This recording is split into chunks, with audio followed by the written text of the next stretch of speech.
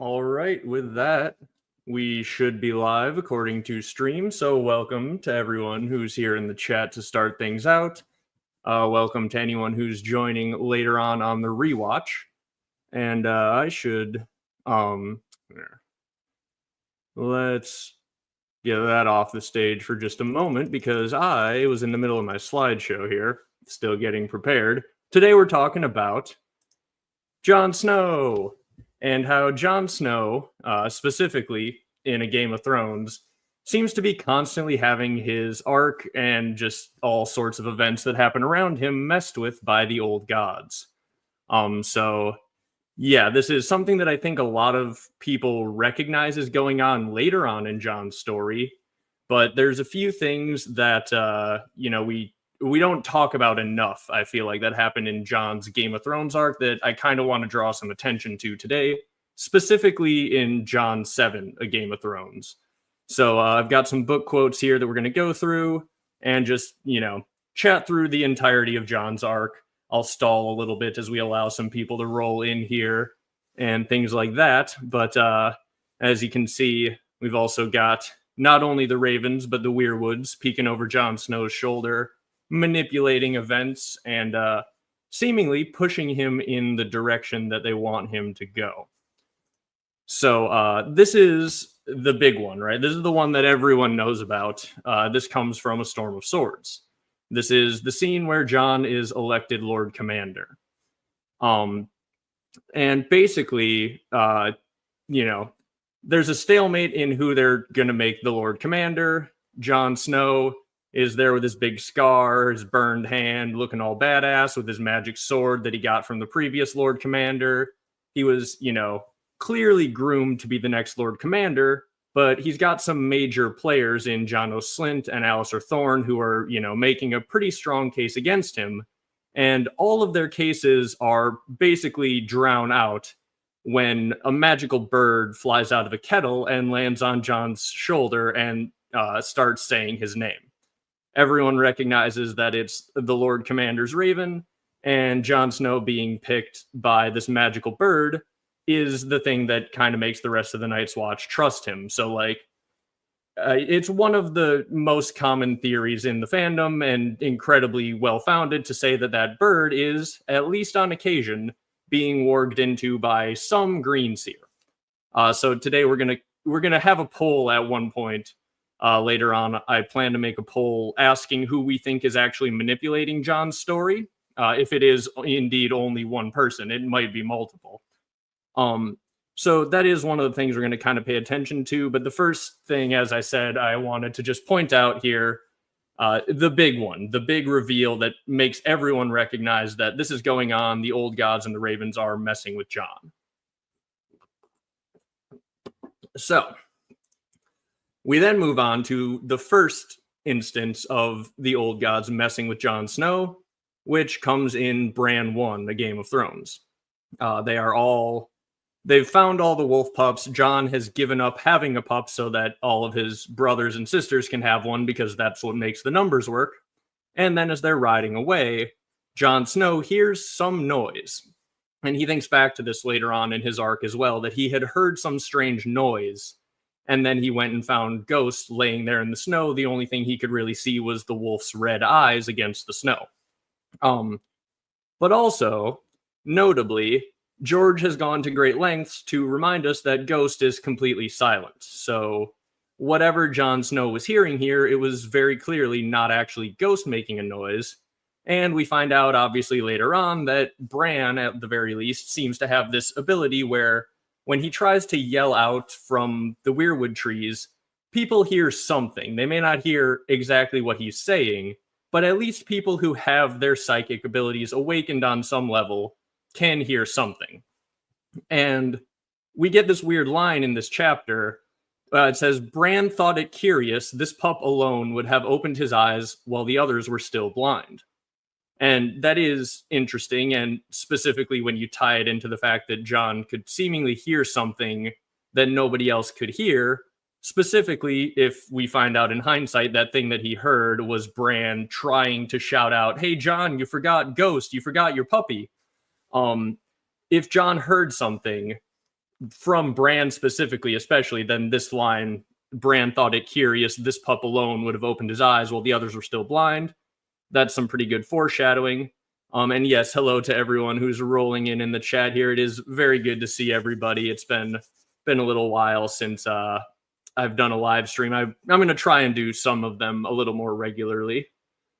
And we'll keep going on here, because the next thing that sort of happens, that's like the main kicking off event for all of Jon's arc, right? He obviously goes to the wall, and then pretty much immediately when he gets to the wall, Benjen disappears.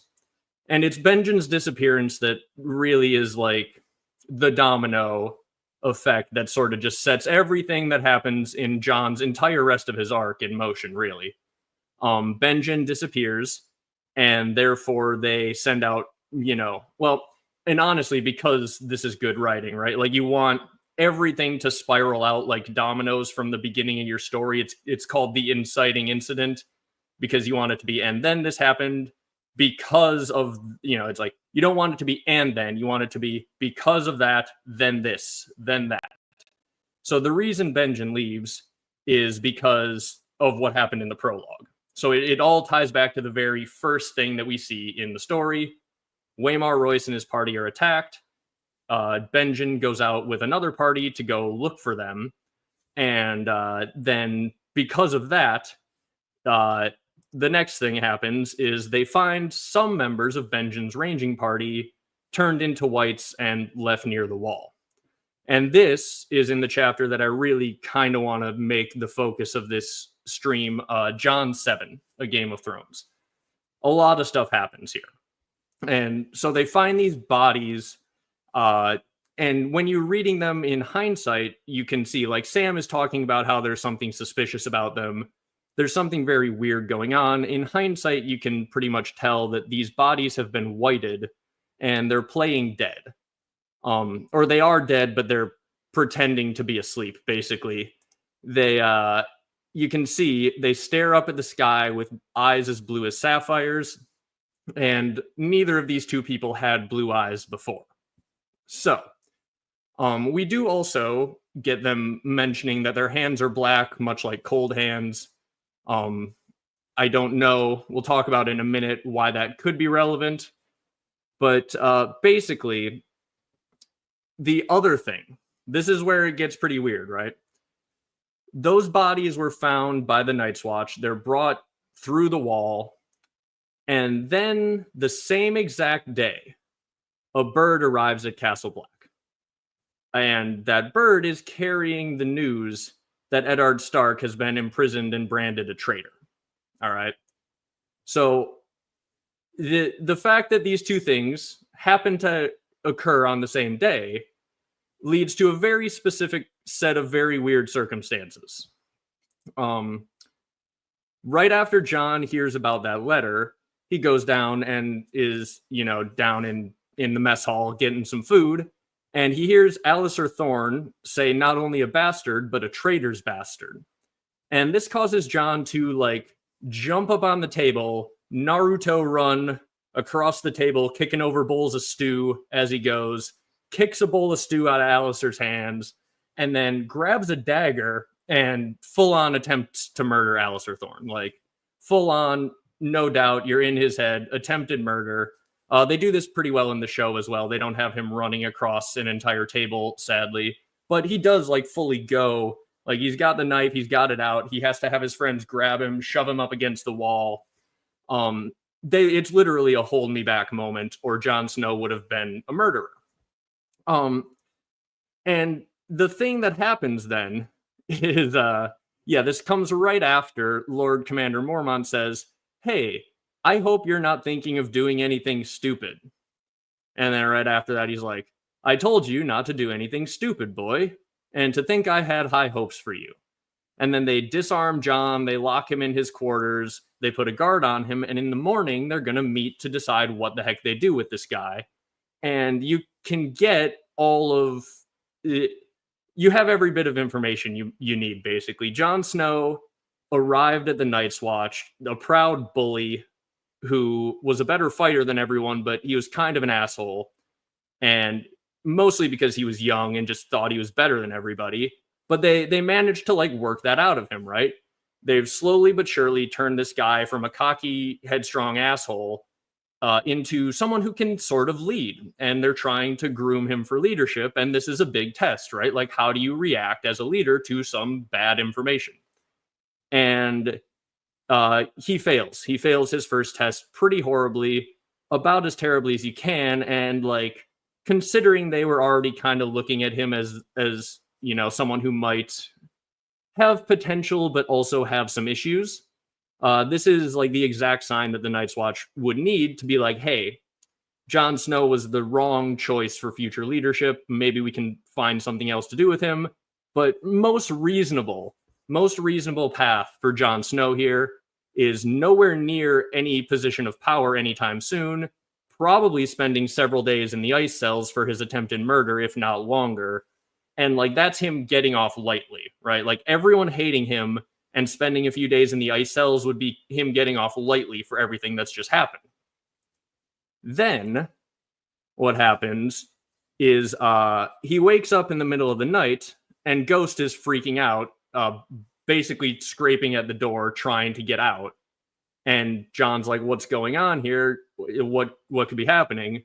So it's only because of Ghost that Jon is awake at this point and able to. And also, I think it might have even been Ghost that found the Wights. I'm not entirely positive if that's the case, but outside of the wall, it might have even been Ghost that found them. I know Ghost was the only animal that wasn't scared of them. But in either case, right, it is, for this instance, very specifically Ghost's fault that Jon is awake, and he opens the door and finds that the guard outside has been killed. And so he's freaking out now because, well, what's going on? He's in a guarded tower. And, you know, someone in chat, Alan in chat said, yes, it was Ghost who brought the hand. Okay, that's what I thought. So, yeah, we have Ghost clearly manipulating all of these events, right? And then when Jon is actually confronting the thing, right, because he follows Ghost out, Ghost runs up to where the Wight is in Lord Commander Mormont's tower, and the Raven is also freaking out. So it's the Raven and Ghost combining that gets Jon to go see what's going on. And then when he's fighting the Wight, Ghost is fighting off the Wight, and it's the Raven that's screaming, burn, burn, burn, as Jon goes to grab the, you know, the lamp that Gior has just walked out holding. He mixes it all up with some drapes and throws it at the Wight, which does teach them how to kill the Wights. So you've now gone, thanks to A, the influence of Ghost and this bird, and B, the incredible coincidence that all of this is happening on the same day. You have gone from a situation where Jon Snow was basically on the fast track to like bottom of the barrel at the Watch, going to spend time in the ice cells, to now he's the Lord Commander's favorite. Everybody loves him because he's the one who figured out how to kill Wights. Like, Jon Snow has gone from the lowest of the low to like the hero of the Night's Watch. And had that bird that brought the news of Ned's death, or Ned's treason rather, had the bird that brought the news of Ned's treason arrived a day earlier or a day later, none of this could have happened. Because Jon Snow needed to be under guard there on the same day that the Wights attacked. Otherwise, he wasn't going to get to play the hero. And if Jon Snow was going to freak out and get incredibly mad and like do something stupid, as Gior says, upon the news of hearing Ned's been branded a traitor, well, okay, so then the Raven has arrived at the one day that Jon Snow can afford to lose his temper, try to do an attempted murder, and get away with it. Like, it's an incredible coincidence that these Wights and this bird have arrived on the same day. In a normal fantasy story, you might just say, like, that's plot armor, that's coincidence, that's whatever. But later on in these stories, we find out that ravens can for sure be manipulated by green seers. Cold Hands might even suggest that Wights can be manipulated by green seers. So, yeah, it looks like this is completely random coincidence that these things both arrive on the same day, but these are two manipulable variables. So, by the next morning, had none of these things lined up properly, Jon Snow would have been screwed. But because all of this plays out perfectly, we got Jon Snow on, the fast track to essentially the next Lord Commander, right? He is still on that track that the old gods have seemingly set him on. So I suggest now the following. A raven never arrives late, nor is it early. It arrives precisely when the old gods mean it to. And that really paints Jon 7, A Game of Thrones, in an entirely different light. Because if, Bloodraven or Bran or whichever green seer you believe is messing with Jon's story, reaching out to make sure he finds Ghost, doing all of this stuff, that green seer could easily warg into the Raven and have it arrive on the same day that the others are using those Wights to attack Castle Black. Even more manipulative, if you wanted to play it that way, he could have set up the Wights to attack Castle Black and the Raven to arrive, allowing the Night's Watch to learn how to, kill these things and Jon Snow to be the hero. Now, I don't know if that's true. I don't know if I'm going to go as far as to say that this green seer that is manipulating things is controlling the Wights and the Raven. It could be two different forces that are playing essentially chess against one another, right? But it's interesting in either case. There's clearly some manipulation going on here. So that's kind of the basis of the main thing that I'm noticing here. I'm going to just take a look, scroll through chat here. Hello, everybody. Hello, it is good to see you.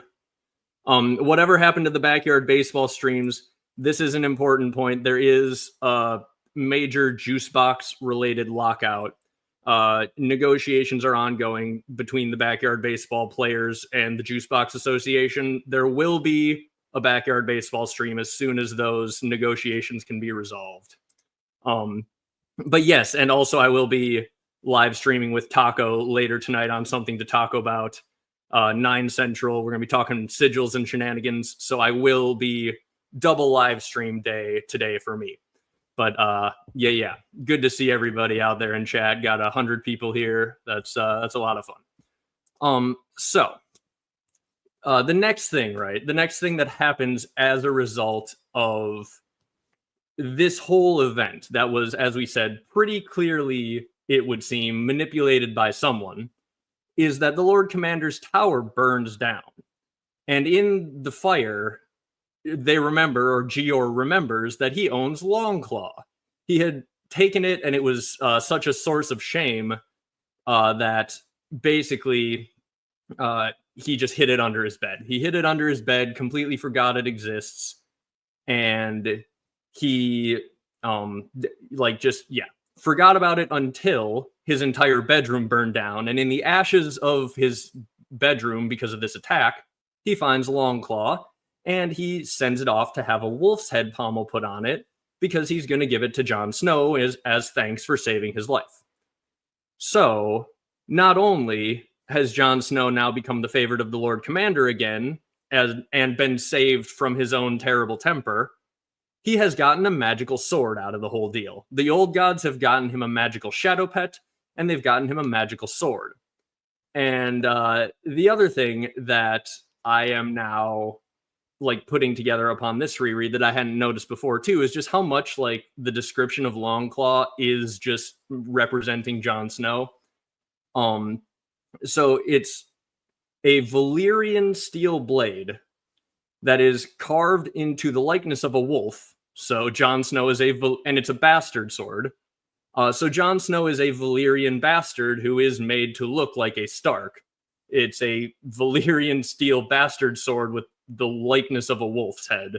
And the grip is virgin leather, soft and black, as yet unstained by sweat or blood, as Jon is a new member of the Night's Watch, having just taken his blacks, not yet stained by sweat or blood. So, realistically, this is just a perfect representation of Jon on a symbolic level, and it's found in a tower that is burned.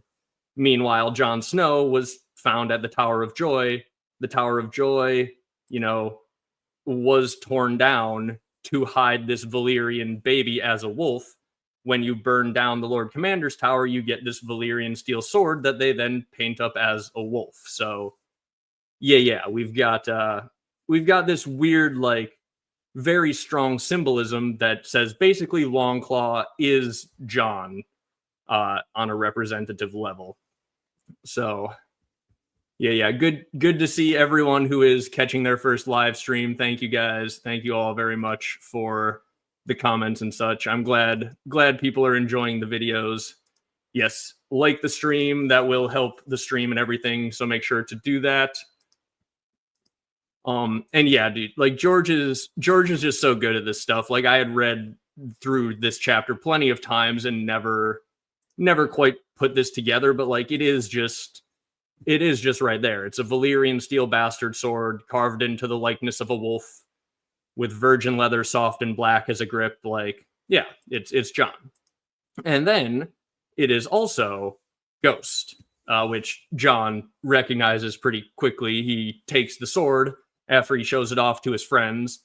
He shows it to Ghost and he says, "Look, it's you." And Jon recognizes, "You're the one who deserves this honor." And it's because, yeah, Ghost is the one who is the reason that Jon even realized any of this was going on. And he thinks back to how he found Ghost, which is, you know, maybe George giving us a little hint like, hey, remember back to how that happened. This is suspicious what's going on with this wolf now. Remember how suspicious it was when Jon found him. And he says Jon heard a noise and turned back, and there he was. Which, again, Ghost is silent, so Jon was hearing something else. So let's see. Then, yeah. So then, obviously, we're moving on now to, this is Jon 8, where Jon gets Longclaw.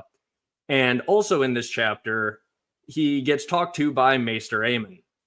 And we all remember this scene from the show, and there's something that I noticed on this reread that I found rather funny, and it's the next thing here. When Jon goes on his midnight ride, tries to desert the watch to go join Robb, because Robb is marching off to war, he's brought back by his friends.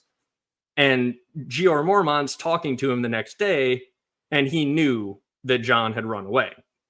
And so Jon's like, "How do you know?" And he's like, "Well, Aemon told me you would go. Right after he talked to you, Aemon said you were going to go." And I'm sitting there thinking, like, because when I read Aemon giving his speech to Jon, in my head, I'm thinking, well, if I'm Jon, I'm definitely going to go, right? He's sitting there basically being like, "I was haunted by the fact that I didn't go help my family. The gods were cruel to test my fate when I was old, and I have to live with it for the rest of my days." And it, like, I imagine that Jeor and Aemon now, like, upon this reread, I'm imagining the conversation basically was like that scene that we have in the show where Aemon talks to Jon and he's like grabbing him by the shoulders and like talking about how they killed the little children. And then Jeor's like, "All right, Aemon, how did it go? Did you talk him out of it? You think you talked to him about the importance of the Night's Watch?" And Aemon tried, right? In the beginning of the conversation, he tried. So I would imagine Aemon would be like, "Well, Lord Commander, I tried. I started telling him about how important it was that the Night's Watch throughout all of history has remained neutral. And I gave him good examples of historic Night's Watch members who remain neutral in hard times. And then I talked about how I remain neutral in hard times. And then maybe by the end, I had a little bit of a PTSD flashback about how they killed the children. And I started grabbing him by the shoulders and looking him in the eyes and being like, they killed the children, even the little children." And yeah, sorry about that. So it's like, yeah, Jon's gonna go. Jon's gonna try to go. Thanks, Aemon. You tried your best, but no. In any case, like, the conversation Aemon has with Jon, I can understand why Jon was like, "Okay, I got to go help my family here." And Aemon knew that, apparently. Aemon just told the Lord Commander Mormont right afterwards. He's like, "Yeah, Aemon told me you'd go. I said you'd be back." but also I did send guards to like watch over you. If your friends hadn't brought you back, the guards would have. So there is all of that, but there's more suspiciousness around the whole, like, the finding of Jon. So Jon rides out on his midnight ride. He takes a horse and Ghost, and they dip out in the middle of the night. Nobody sees them, other than Sam, who knows Jon is going and tries to stop him. And then, basically, right after they leave Castle Black, Ghost falls behind for a little bit.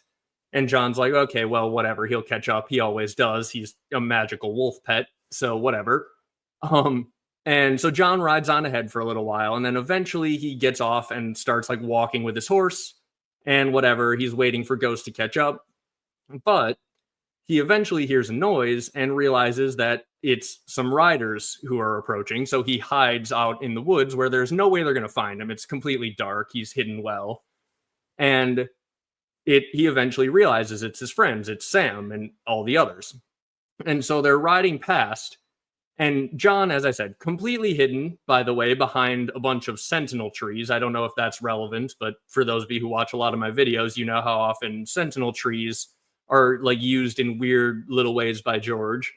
But Jon is hiding behind a line of sentinel trees in a little like clearing area, and they're about to move past him, not finding him, and suddenly Ghost decides now's the time, and Ghost catches back up, lunges into the clearing, and scares the horse.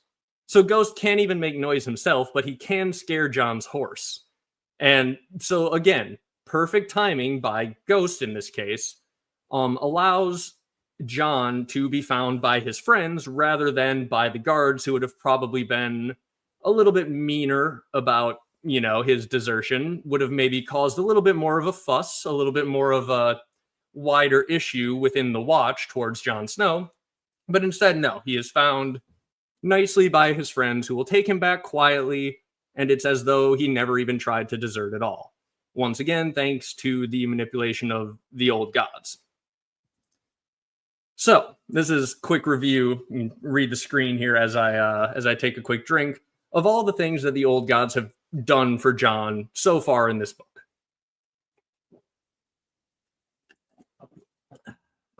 We'll check chat here as well. Thank you guys. Thank you all for being here. All the lovely comments and everything.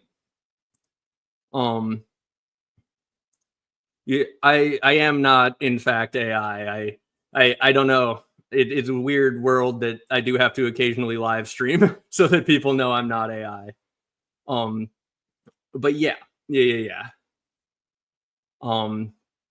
So yes, thank you all very much. There's many good comments in chats. I'm just trying to make sure I'm not missing too many of them. And yes, it is lovely to have the gods on your side, but that actually brings me to the next point. So we've got this whole list here, right? They got him a cool magical wolf shadow pet. They saved him from his own temper with some incredible timing. They cleared him of an attempted murder charge via distraction. They got him back to being the Lord Commander's favorite and on the path to being the next Lord Commander. They taught him how to kill Wights and gave him credit for teaching the entire Night's Watch how to do that. In the process, getting him a cool magical sword, and now they've made sure that he's brought back in the least disruptive way possible when he tried to leave his magical sword and his job behind. Which brings me to the funniest part of this whole thing, or one of the funniest parts of Jon's arc in A Game of Thrones, right? This little passage right here. So Jon is, he's left Longclaw behind, the magical sword that the old gods just gave him, because he doesn't feel so dishonorable to take the sword as he deserts the watch. But he's sitting here like, I cannot figure out if I'm doing the right thing. No matter what I'm doing, I'm betraying someone. I'm either betraying my family and Robb, or I'm betraying the Night's Watch and all my new brothers. And he thinks, even now, he did not know if he was doing the honorable thing. The Southern had it easier. They had their septons to talk to, someone to tell them the gods' will and help sort out right from wrong. But the Starks worshipped the old gods, the nameless gods, and if the heart trees heard, they did not speak. So Jon is sitting here like, dang, man, I wish the old gods would give me some sign, some way that I could possibly know what the old gods want me to do, but there's nothing. Just nothing. I don't have a priest that I can talk to, so there's no possible way that I could know what the old gods want from me. And this is something that he thinks again, like a couple paragraphs before the old gods, for like the 10th time in this series of chapters, intervene and put him on the exact path that they want him to be on. So yeah, I find this entire situation hilarious in like a set of chapters which is entirely just, in hindsight, nothing but the old gods manipulating Jon Snow and pushing him into exactly where they want him to be. Jon Snow's just having like this crisis of faith because the old gods won't talk to him, basically. So that is the effectively that is his arc in Game of Thrones, right? Let's see here. Hey, Moon Man, nice to see you there in chat. A few minutes behind. Don't worry. Hopefully you won't have missed much. And so this is an interesting question, right? Like I'm up in the air on whether or not it's straight up like actual timelines playing out, or if green seers sort of have this ability to like look into potential future timelines and try their best to figure it out. But anyway, the main thing that's interesting though, when you notice this, first let's chat a little bit. Let's chat a little bit about who it might be that is manipulating Jon Snow here. Because in A Clash of Kings, then, we do get some pretty strong hints that it could be Bran, especially a Bran from the future. Because this is well before Bran has gone north and he's met with the Three-Eyed Crow, so he doesn't have like his current psychic powers. He's not wed to the trees. He's not a weirwood yet. But Jon sees him as a weirwood in his dream. And to me, this really does read as a time-traveling Bran, a more advanced Bran who is already wed to the trees, reaching back into time and touching Jon and helping open his third eye. So it says here, it's a weirwood. It seemed to sprout from solid rock, its pale roots twisted up from a myriad of fissures and hairline cracks. The tree was slender compared to other weirwoods he had seen, no more than a sapling. Yet it was growing as he watched, its limbs thickening as they reached for the sky. Wary, he circled the smooth white trunk until he came to the face. Red eyes looked at him. Fierce eyes they were, yet glad to see him. The weirwood had his brother's face. Had his brother always had 3 eyes? Not always, came the silent shout. Not before the crow. Now, that could be Bran just in his bed, dreaming, having had his third eye opened, maybe. But again, the fact that he takes the form of a weirwood definitely makes it sketchy, right? It makes you think there's some time travel-y shenanigans going on, which would allow for basically all of this manipulation to be a future Bran looking back with hindsight and kind of figuring things out. But howdy Kirsty here in chat. Everyone else who's rolling in.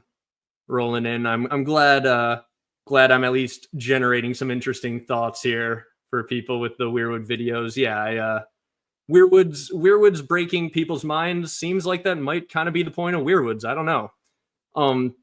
But anyway. So we have some reason, I think, to think that maybe Bran is the one that's actually doing a lot of this stuff. But then also we do have definite reason with this here to suggest that maybe it could be Bloodraven too, because when he's talking to Bran, he's talking about how he could come to you in dream. He could come in dreams. He was watching you when you fell. I saw your first step, heard your first word, was part of your first dream. And now you come to me at last, Brandon Stark, though the hour is late. Yeah, like this feels like it also implies straight up that Bloodraven has been watching the Starks this entire time.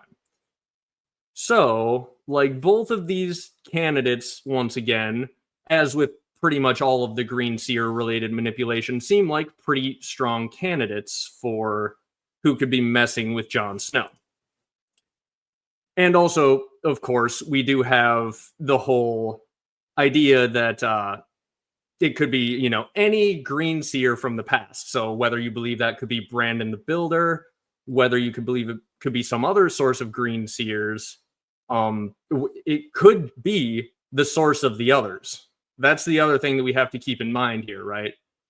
It could also be, if the others are sourced from Green Seers, the one doing this manipulation could also be the same party that is controlling the others. So we were talking earlier about, well, the Wights are manipulable by someone, and the Ravens manipulable by that same class of people, right? Green Seers. Are they manipulated by the same person? Is the person who is the source of the others the one who is setting Jon up for everything that's happening?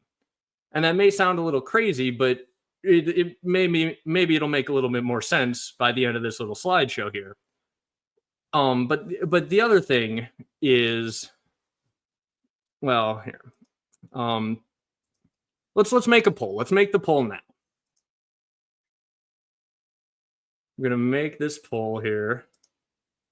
Start a poll. Who is manipulating Jon? And we're gonna go Bran, Bloodraven, and other. Not necessarily meaning the others, just another candidate, right? So that should be showing up there now in the stream before we go too much further. But the one thing that I do want to point out about it being the source of the others, we talked about the Wights earlier. Cold Hands does have the black hands that the Wights also had. So if you want to say that Cold Hands is potentially being warged into by Bloodraven or by a future Bran or whoever, then these Wights, in theory, could also be warged into by that same person who seems to be not the source of the others. But the difference is, and the reason I kind of think that those Wights had to be actually in control by like not the same force that's controlling Cold Hands, is because Cold Hands, as far as I know, is not described as with those glowing blue eyes like sapphires. And the Wights that were found, that's like the main thing, right? Like if we go all the way back here, they've got eyes blue as sapphires. And I did Search of Ice and Fire through all of Bran's chapters where he's with Cold Hands. They don't describe Cold Hands as having eyes like blue sapphires. That's an others thing. So I do kind of think that we have enough reason to suspect that whoever was controlling the Wights was not the same person controlling the Ravens. That's just, a little bit of me trying to piece things out and try and figure out this mystery, thinking out loud. But there's a very interesting thing to note about whoever is manipulating Jon Snow in this whole thing, right? And it looks like Bran is currently leading the vote with Bloodraven in second place. So now here's the weird part that I want you to think about with this: Raven never arrives late, nor is it early. It arrives precisely when the old gods mean it to, or when someone means it to. Jon Snow gets freaking killed because a letter comes at the exact wrong time. Jon Snow is about to lead the ranging to Hardhome himself. They are sitting down at a meeting to very specifically figure out the plans for Jon to lead a ranging to Hardhome. And then a raven in a storm arrives. And Jon thinks of it as a raven in a storm that brings the pink letter. So unless you believe that the pink letter was an inside job and there was no raven, whoever was doing this, whoever's been manipulating Jon this entire time, whoever's making ravens arrive at the exact right time, it seems like they wanted Jon Snow exactly here. He has ended up exactly where he was meant to end up by this manipulator, right? So he's planning to lead the trip to Hardhome. Suddenly, during the meeting, he gets the pink letter and they change plans. He thinks about how it's dark wings, dark words, and a raven in the storm. Yeah, like, this is the exact same type of manipulation in book 1 that saved Jon Snow and put him on the path that he needed to be on for whatever the old gods had planned for him. And that same exact type of manipulation has led Jon Snow exactly to where he was, which is bleeding out in the snow at the end of A Dance with Dragons. And yes, as Alan says here, right into essentially the temptations of power that Melisandre has just been pitching to Jon this entire chapter, right? Jon Snow, in whatever resurrected form he is going to be coming back in the Winds of Winter, it really does seem like he was set up by someone. Now, depending on what you think Jon Snow is going to do in the Winds of Winter, that may change like who you think is manipulating Jon into this place, right? Like the fact that he ends up getting killed at the end suddenly makes me a little bit more tempted to wonder if maybe the person manipulating Jon most of this time has been not the same one manipulating Bran, or perhaps even the source of the others trying their best to play this chess game against Bloodraven, who's working with Bran. I don't know.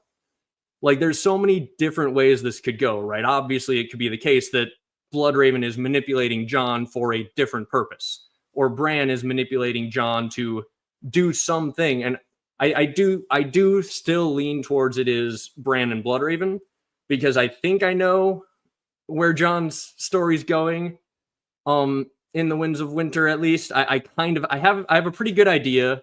And that's the entire reason I'm going back through Jon's chapters. For those of you who have watched my recent videos, I obviously teased, like, in my What the Others Are Explained video at the end, it was talking about, well, Jon has been being tempted to birth these shadows and take this magical power and all sorts of stuff like that. And now, because he has been killed and is now probably going to end up at the Night Fort with Melisandre and resurrected by the magic of the old gods, it seems pretty likely to me that he's going to be embracing this icy shadow magic power in the Winds of Winter. So it really depends on if you think that has, is that something that he's being tricked into? Is that something that's a necessary step in this process for whatever manipulator is orchestrating all of this? But yeah, that's the main thing. I find it really interesting. I don't want to go too far into like the rest of Jon's arc, because I am going back through all of his chapters, and I'm eventually going to put out a whole big like Jon Snow next Night King video, basically, because it kind of seems like he is doing the Night King thing. We don't know how deep into it he's going to go, but if he's sitting there with his sorceress woman at the Night Fort taking power and casting magical shadows, well, that seems like where he's headed. And whoever has been manipulating all of this, that kind of seems like that might be their end goal. So is that the others doing that? Is that Bloodraven for some reason? Is that Bran? Does the realization that he was also killed by the timing of a raven arriving with a letter change who you think is manipulating this? Like, I don't know. There's a lot of really interesting things to figure out, and all of it kind of hit me pretty hard on this reread of Jon's chapter.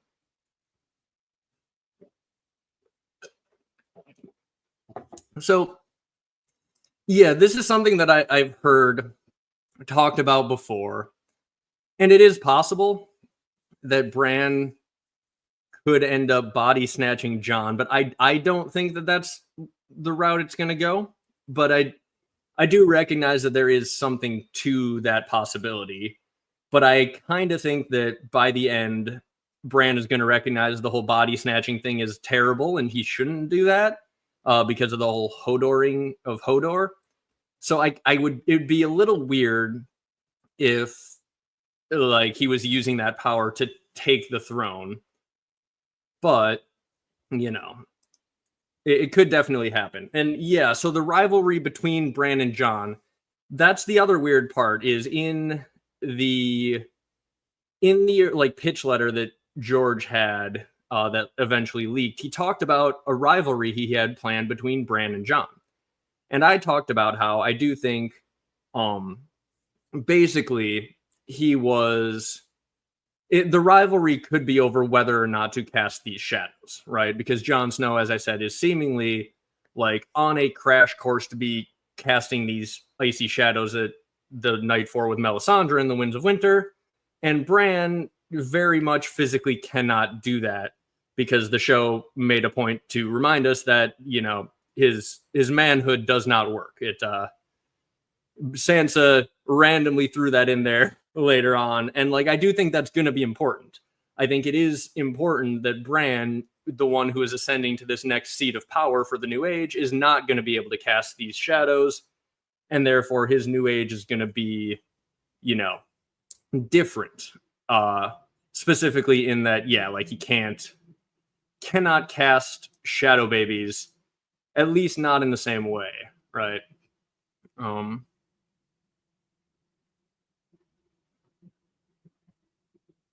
Let's see.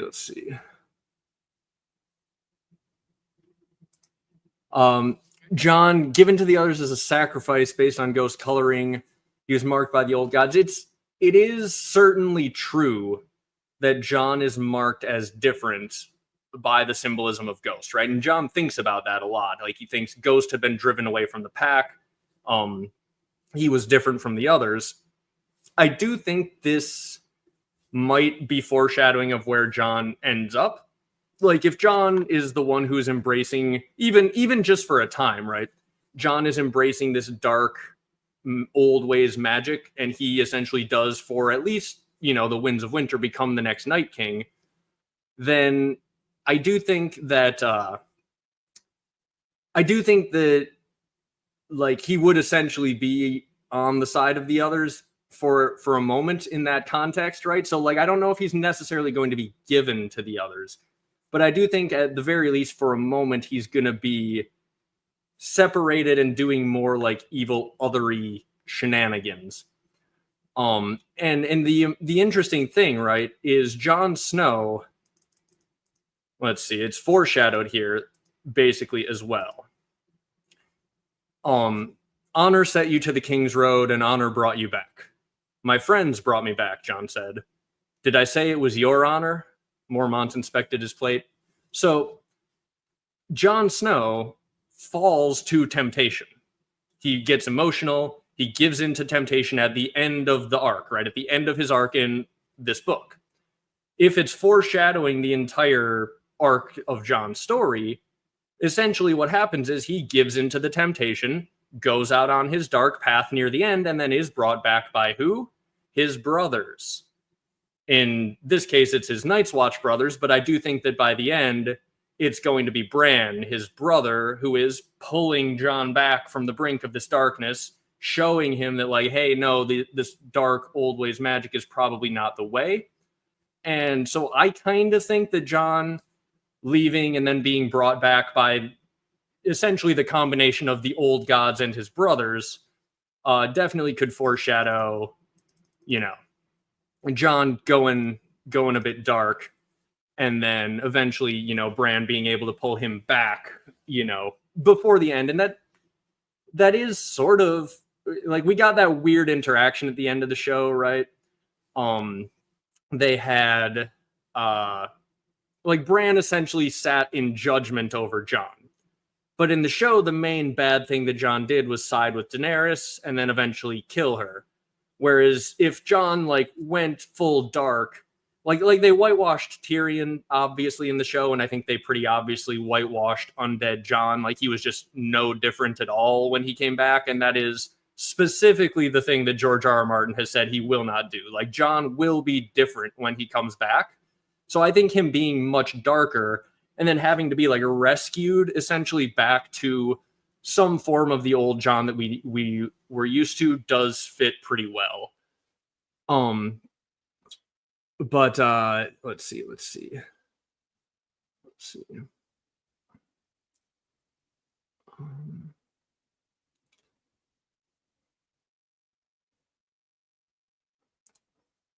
Jon and Sansa's kids will be Bran's heirs after Bran dies. It's possible. I'm tempted. I'm tempted to say that Sansa becoming the Queen of the North in the show might just be because they needed something to do with Sansa, but it is definitely possible that something like that could happen. The one thing I did also notice upon rereading Jon's chapters is there is so much Jon and Arya foreshadowing. Like it talks a lot about how Jon loves Arya. It talks about how Jon misses Arya the most, and then even more so than that, when he meets Ygritte, she just like keeps reminding him of Arya. He keeps thinking, like he keeps comparing her body to Arya. He keeps like thinking about how, oh, she's so much like Arya. And when you know, in thanks to a pitch letter that was eventually leaked, we know that George originally planned for Jon and Arya to end up together. And so has he shifted that to Jon and Sansa? I don't know. But okay, this is something that I wasn't sure if I was going to get into in this live stream, but you know what? We got 190 people in here. Let's chat about it. I'm going to talk about this a little bit in the Jon Snow Night King video, where how he's set up to be essentially this Night King type figure. In George's original pitch, he was going to have this sort of love situation with Arya. Also, in George's early chapters, I think it might have even made it into a Game of Thrones, the first time that Bran thinks about Arya's wolf's name, Nymeria, he thinks that Arya had named her wolf after some witch queen from the songs. So before Nymeria, in George's mind, was this like navigate, like this queen who led her people on boats, right, to a new continent. Nymeria was a witch queen. So if Jon and Arya were originally meant to end up together, and Jon Snow was originally meant to fall into this dark sorcery and this icy magic, Arya being a witch queen, like, was Arya's original plan in George's mind. Arya was going to go learn some sort of Stark ancient magic. Jon was going to go learn some Stark ancient magic, and then they would meet up, and she would fill the role of Jon's Night's Queen. And it would be like Bran versus Jon and Arya on some level. Like, when you know that the original pitch included a rivalry between Jon and Bran, when you know that the original pitch included a Jon Arya love story of some sort, when Nymeria was originally a witch queen, not, the queen of sailing. Like, it feels like originally Arya was going to be a kind of Night's Queen figure, and George has clearly, I think, changed his mind on that. But because I think Arya is now very much set up on a path to help like end these immortal bodies, right? All men must die. Arya is out there learning the importance of all men must die, and the only people who aren't going to die naturally are these green seers who take immortality, or these people like Mel who are strapped, probably tied to glass candles in some way. And so yeah, it's a situation where I think George has clearly changed his mind about Arya's plan, but I do think, like, if you look back at the little pieces of the initial whatever, that was originally probably his plan, and then the story grew in the telling. I do kind of at this point doubt that Jon will have a romance with either of his cousins, who are he thinks are his sisters. But yeah, if he is going to have that, at this point, it seems more likely to be with Sansa. And I don't think he needs to have that, because there are, at this point, I'm just going to say it, there are too many people that Jon Snow has to bang before the end of these books. And Arya does not have room in that list. Sansa, I don't think, has room in that list, right? He's got to bang Mel to make some shadow babies, probably. And if not Mel, maybe Val, right? I don't know. Like, if you want to get crazy with it, you could imagine Val is not everything she seems to be, and that maybe it won't even be Mel that he's making shadows with at the Night Fort, or maybe he'll have, some sort of Night's Queen and Mel, and it'll be like a 3-headed Aegon the conqueror with 2 sister wives type of shenanigans, right? But then he's also got to have a whole relationship with Dany. And I'm pretty sure the Jon Dany shenanigans is gonna go down like right down to the wire, like it did in the show, right? Jon is probably gonna stab Dany in the end. And so it, by the way, slightly foreshadowed by Jon's arc with Ygritte, right? This is another thing that struck me upon the rereading of Jon's chapters that I'm doing right now, is that when Jon is with Ygritte, he's falling in love with her. He is, and then they get to the scene where they're telling Jon to kill the old man. And I had, obviously that scene. I know that scene. And it hadn't really struck me until I did this reread after having watched the end of the show that, like, oh, dang. Right when Jon breaks up with Ygritte and decides and basically when Jon breaks up with Ygritte, his choices are keep dating her and doom the world as I know it because they're going to take over Castle Black, or break up with her knowing that it means I'm basically going to have to kill her. Like, she's going to attack the castle he's going to go defend. He's choosing whether he's going to stay with her or have to fight her to the death, basically. And she fails his moral test. He is staring at her, having said, I will not kill this old man. And she grabs him and cuts the guy's throat. And that's the moment that Jon recognizes, oh, I think I've done the wrong thing falling for Ygritte. And he's haunted by that afterwards too, right? He thinks back about her and he remembers her a lot. Like, if you go back, and he thinks about Ygritte constantly, right? If you search Ygritte on the Search of Ice and Fire, it's in most Jon chapters after Ygritte's gone. He's thinking about her at least once.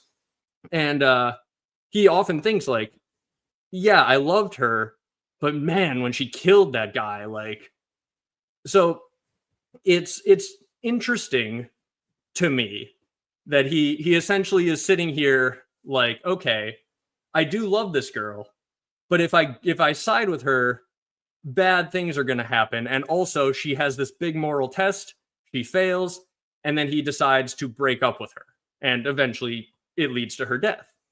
Now, in Ygritte's case, Jon gets this sort of separation of like, it wasn't his arrow, all of that stuff, but it does lead to her death. His choice directly leads to her death. That's really interesting when you've seen the end of the television show and you realize that Jon has this relationship with Dany, and then she fails his moral test and he has to kill her. I have more reason. I'm building towards a big Jon and Dany video. I got to do my Jon as the Night's King stuff, and then I think I can get into Jon and Dany's relationship, because Jon's going to be doing his icy, powerful magic, subjugating the North. Dany's going to be doing her dragon, fire, powerful magic down in the South, taking over, and then they're probably going to meet, and then they're probably going to have, a relationship that I think is pretty well foreshadowed by Jon and Ygritte, right? This woman from somewhere else who has a different way that she thinks things should be done, that Jon Snow falls for, who in the end, she fails his moral test and he has to kill, potentially. I do have many differences in the scenario in which I think he's going to be stabbing her. In the television show, but like, I do kind of think that is a thing that might happen. So let's see here. Let's see. That is interesting. Being sacrificed or killed could indeed be considered a red door. But Yeah, Ygritte, or Melisandre definitely does say, nothing, Jon Snow, to help, like, seduce him. Let's see. Um,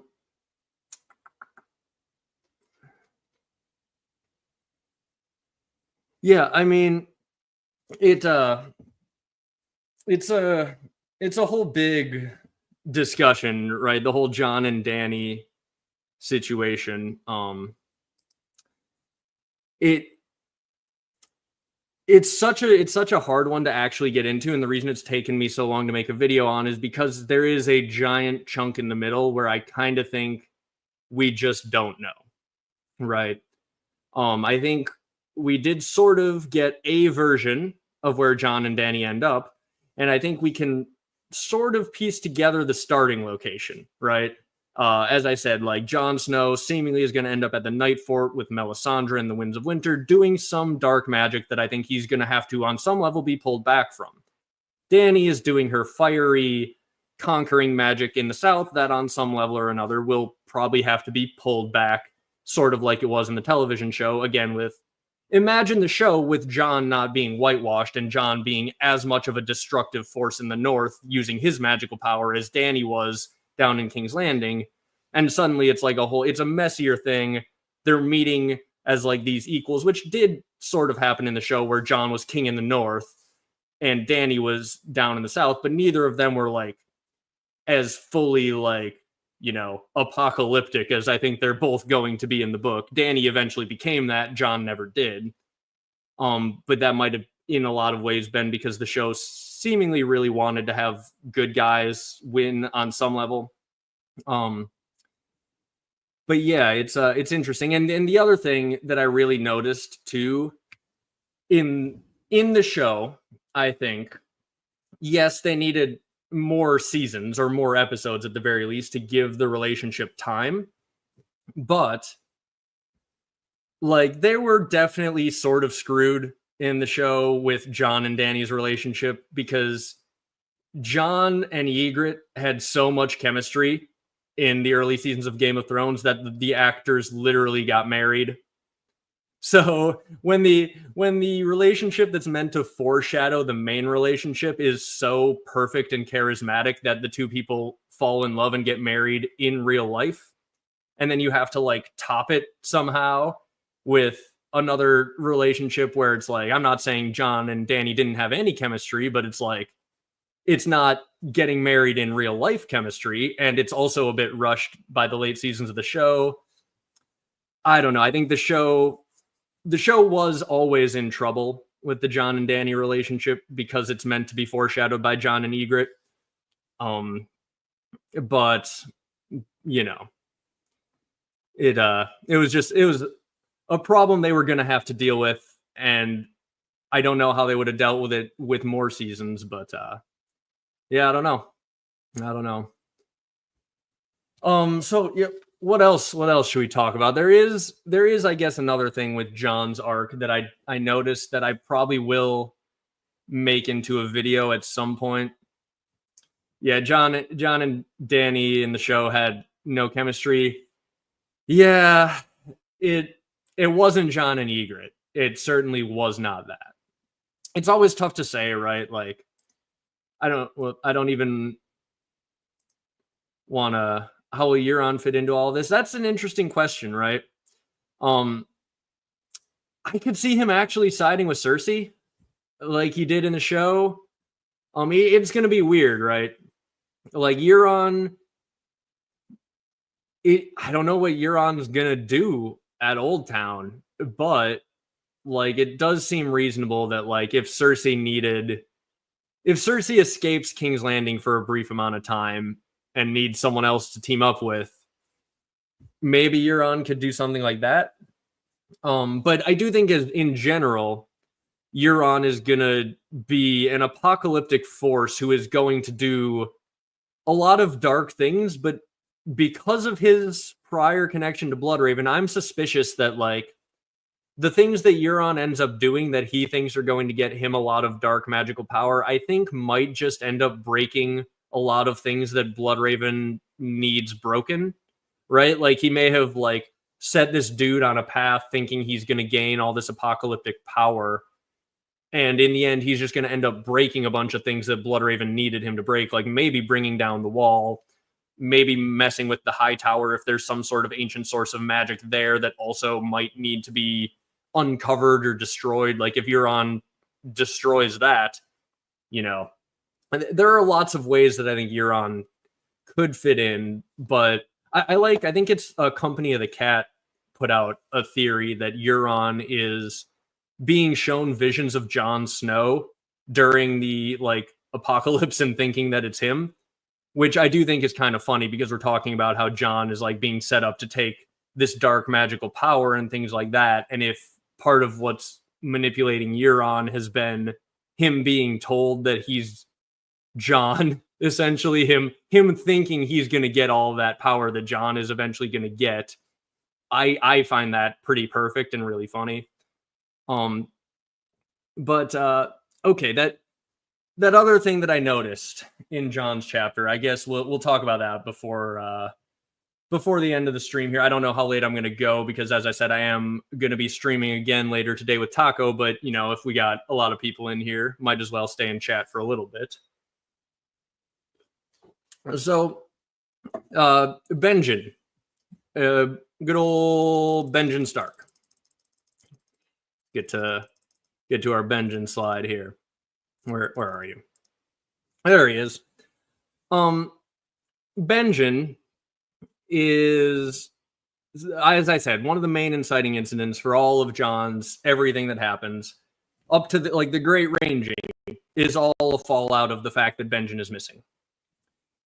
And I kind of think it is at least heavily implied, having gone back and reread this and trying to just ignore everything and just go back to base principles. What is George trying to tell us here? I think it's heavily implied that Benjen is probably with the Children of the Forest in one way or the other, right? Yep, right as we said. The question we're going to get to, I think I know where the heck Benjen is, or at the very least where George wants us to think that he is. Because when Robb and Bran first find out that Benjen is missing, they're given the news, and instantly Bran says, the Children of the Forest will help him. Because, that's what Old Man has told Bran about the last hero, that if you're lost in the north, you could be helped by the Children of the Forest. So, that is definitely a hint, I think, from George on some level or another that at least we should think that could be possible. Then, we find at the Fist, or Ghost finds at the Fist, the cloak, the Night's Watch cloak that is fresh. It's not old. And it's very specifically noted that the cloak is not old. So this is a Night's Watch member who has disappeared recently, and inside his cloak, wrapped all up nicely on purpose and buried on purpose, right where the Night's Watch can find it, thanks to Ghost, is a bunch of Children of the Forest weapons. So there is no way that happens if you don't have a Night's Watch member who is recently missing, meeting with the Children of the Forest, acting with intentionality to bury these things. And so the only real thing that I can take from that is that we are meant to think that Benjen has been essentially scooped up by the Children of the Forest, probably in a similar way to Bran. Where he is, I don't know at this point. There are a lot of very weird places he could be based on a lot of the things that I've theorized, right? If you think that Bloodraven and the Children of the Forest are working with the others in some way, well, they could have taken Benjen to a cave, strapped him up to a weirwood tree, and started birthing others with him, doing shadow baby magic with their Night's Queen type figure who seems to be implied to be out there if the others are indeed shadow babies. So Benjen could be strapped to a weirwood tree in the north being used for shadow magic. That would also essentially be him being with the others, right? That there's two places he could have ended up, with the Children of the Forest or with the others. And depending on what you think is going on, those two might not be that distinct from one another. Or he's in a different cave somewhere doing other things, right? Like, it is entirely possible that there are other missions that need to be done that are more valuable for Benjen to be out there doing than whatever would be, whatever would be gained by sending him back to the wall or sending him to the cave where Bran is so that he's there waiting for Bran. So, like, the Children of the Forest could have sent him elsewhere, but I really do think we're meant to think that he has met up with the Children of the Forest. Like, that is pretty darn clearly implied by the cloak that is new having Children of the Forest weapons in it. So the other option, though, another way that he could be with the Children of the Forest is also if he's dead. And this is something that I talked about with and yeah, Moonman right here at the same time says it bet on him being some form of dead, and some form is the operative word here because well, when the Children of the Forest talk about how, well, let's put it this way. Benjen is a Stark. The Starks have a lot of old godsy powers, right?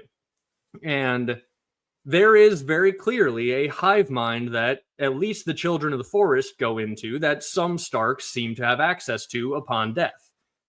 They talk about it in the cave with Bloodraven when Bran is there warging into, a bunch of birds. Basically, he's like, hey, there was someone already inside one of those birds when I was in there. What happened?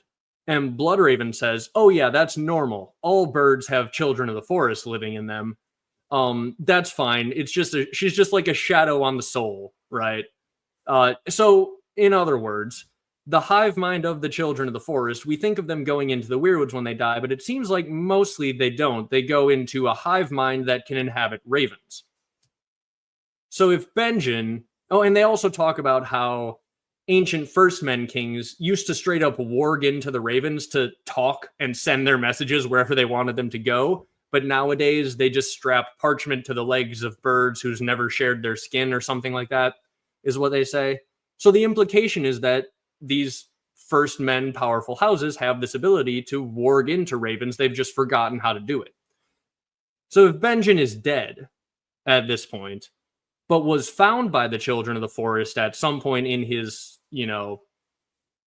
time between disappearing and dying, or like as he's dying, maybe whatever, he could have ended up in the hive mind of the ravens, right?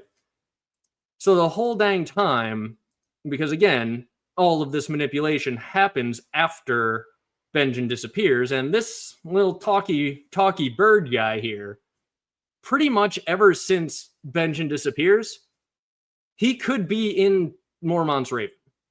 Now, I think many of the times it is probably Bloodraven in there, or a future Bran in there, but in that other category of who is inside the Raven and messing with Jon Snow, I would say definitely Benjen is actually on the list. Yeah, like, if you read certain scenes that way where the Raven is there, Benjen being in that Raven makes a lot of sense. Very specifically right before, I think it's either right before or right after they find Benjen's cloak, what I'm assuming is Benjen's cloak. Mormont says, like as not, he's dead or something along those lines, or he might come back to us dead. And the Raven screams, dead, dead, dead, dead. So when they're talking about Benjen being dead, the Raven starts screaming, dead, dead, dead. If Benjen is dead and in that Raven, he's just telling them, guys, I'm dead. I'm dead. This is where I am. Don't worry, I'm dead.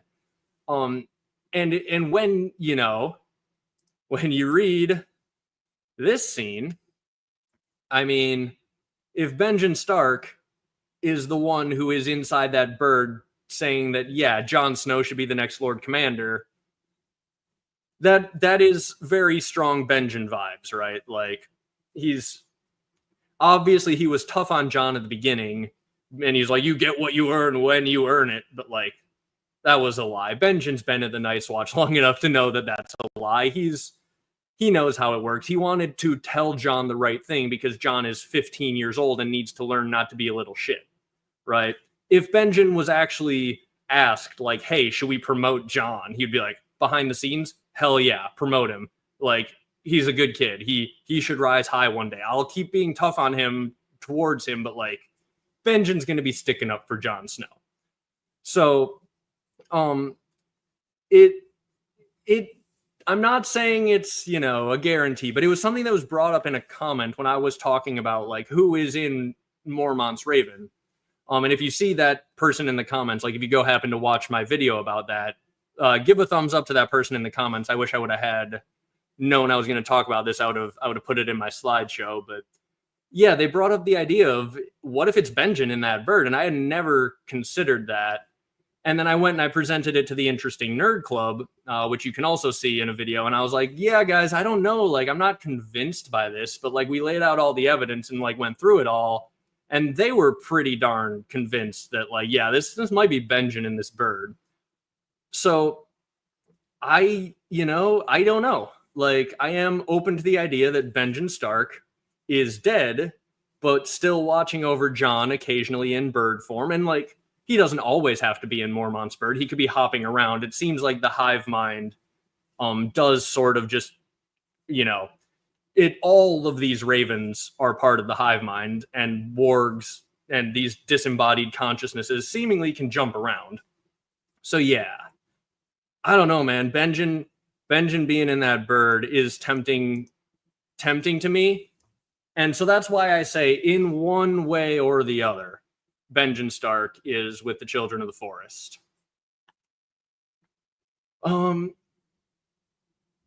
Let's see. Waymar in the prologue being a replacement for Benjen in an earlier version. Benjen kept alive for longer to be at the feast and talk to Jon. Possibly, but I don't know. That wouldn't. If we had like George saying something along those lines, I would think maybe that'd be more likely. But like, I don't know. Like, if there's no real reason to think that it was originally Benjen, right? If we knew that it was, that would be interesting. But off the top of my head, I don't have any reason to suspect that was the case. Let's see.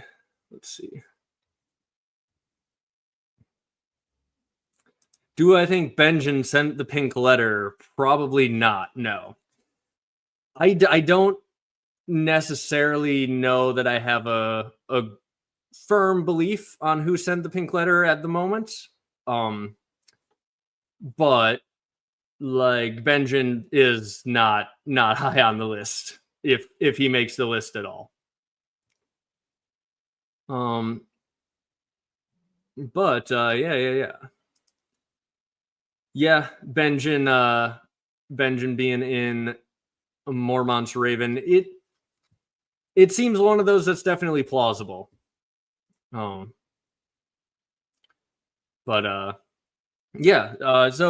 don't know. That's mostly, I think I've talked about most of what I wanted to talk about. As I said, just for those of you who joined late, the entirety of Jon's arc in A Game of Thrones is manipulated to high heck by the old gods here. Specifically Jon 7, A Game of Thrones, where a ton of very coincidental events all happen at roughly the exact same time.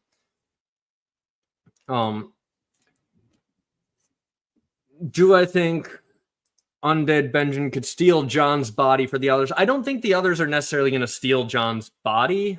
I don't think they need to. I personally think Jon's probably going to be resurrected by Melisandre on some level or another. And then he will be essentially much more likely to side with her and do many things that he probably shouldn't do.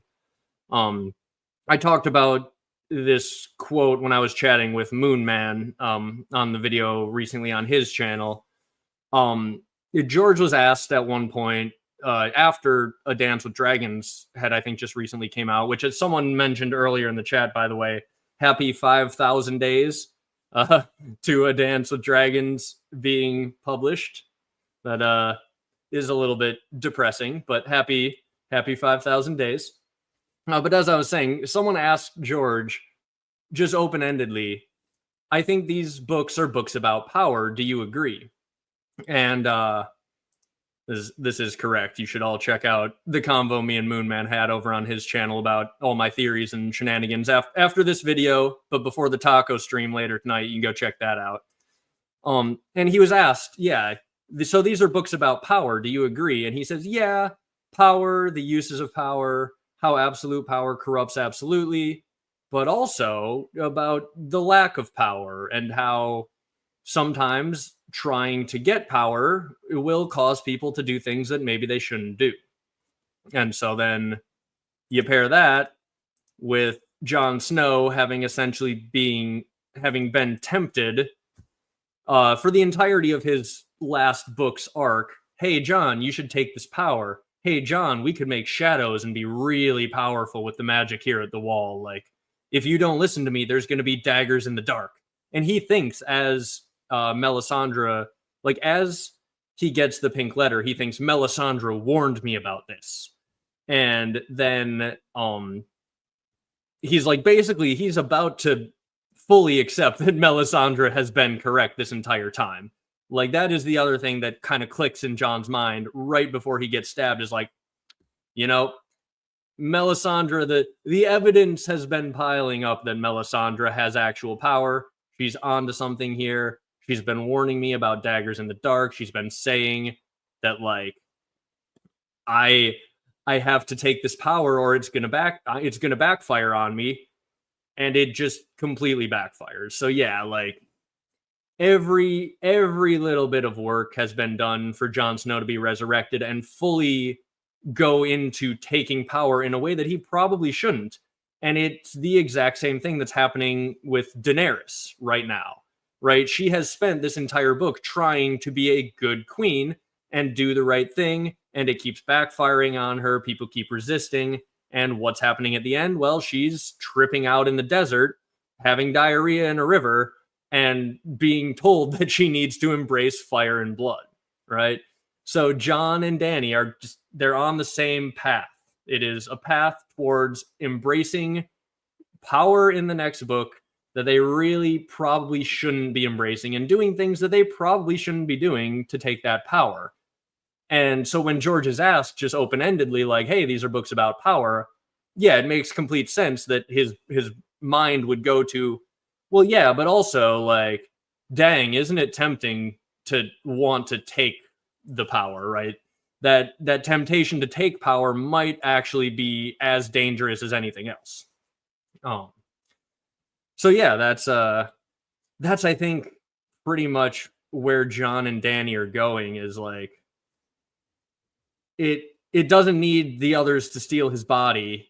It just needs him to continue on the exact path that he's currently on. And he's gonna be doing some other shenanigans. And maybe this is something in the chat that, like, oh yeah, I should end that poll. It's 45% of you seem to think it's Bran manipulating him, 37% for Bloodraven, and 18% for the others.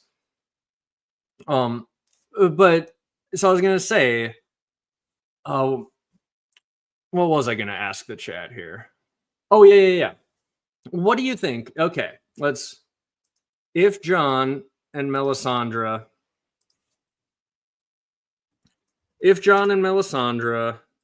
have a shadow baby, looks like, we're gonna see what we think the shadow baby is gonna look like.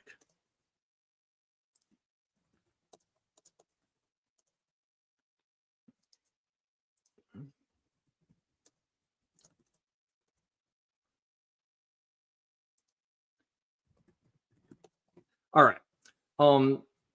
If Jon and Mel have a shadow baby in the Winds of Winter, what do we think it's going to look like? Is it going to look like another? Because it seems like the Night's King and his Corpse Queen were both probably icy magic users, right? Jon is probably going to be on some level or another animated by old god's icy magic, making him probably similar enough to the Night's King in the original recipe, if that was indeed the recipe for the others. But Melisandre is very clearly a fiery magic user, right? Now, she is seemingly tapping into the magic of the wall because she feels the power of the wall when she gets there, and she thinks, such shadows I bring forth here will be terrible, and no creature of the dark will stand before them. But, like, if Mel and Jon have a baby, a shadow baby, is it just going to look like the others? Is it going to look like, Melisandre's shadow baby with Stannis? Or is the combination of the magic going to like make it some sort of mix between the two so that maybe they don't recognize right away that, oh, dang, we just birthed another, right? Like, if Jon does his shadow magic with Melisandre and casts a shadow baby and it comes out looking like an other and they all recognize that that is an other, I think that that is very quickly going to make Jon realize we may have done the wrong thing here. And then suddenly the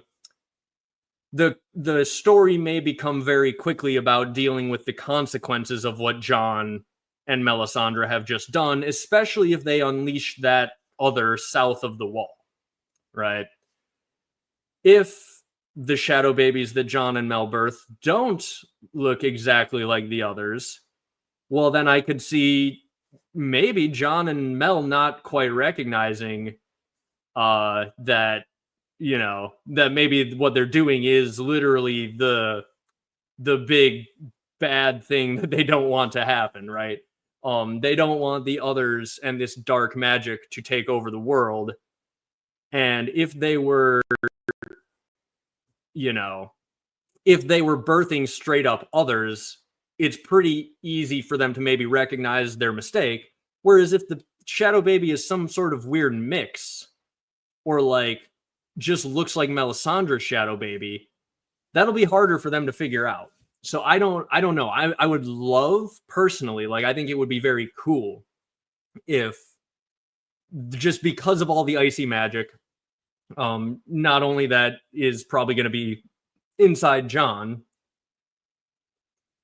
but also the icy magic that's probably present in the wall and amplifying all of Melisandre's shenanigans. I think it'd be really cool if we just get the shadow baby birthing scene and suddenly it starts to get insanely cold, and then an icy bodied other crawls out from Melisandre and then like runs out of the night fort and heads south, and they're just like, oh, Jon Snow just birthed another, didn't he? And then they have to look around like, what the hell just happened? I think that'd be cool. But I could also like, yeah, I could see the benefits of it being different enough that they don't immediately recognize that they're just doing the same thing. But yeah, I don't know. That if anyone has any strong opinions on that, either in live chat or watching this back in the comments, definitely let me know, because that is one of the things I'm kind of wrestling with as I put together my Jon Snow Night's King video. Okay, we'll tease this. I guess we can talk about this. What do you think the mission would be if it happened? Now, I'm going to talk about this now. All right, but all of you have to keep watching my Jon Snow, my future videos, because I am talking a lot about stuff that I want to talk about in future videos on this live stream. But yeah, this is the big question. What if Jon Snow is birthing a shadow baby with Melisandre? It's got to have a mission, right?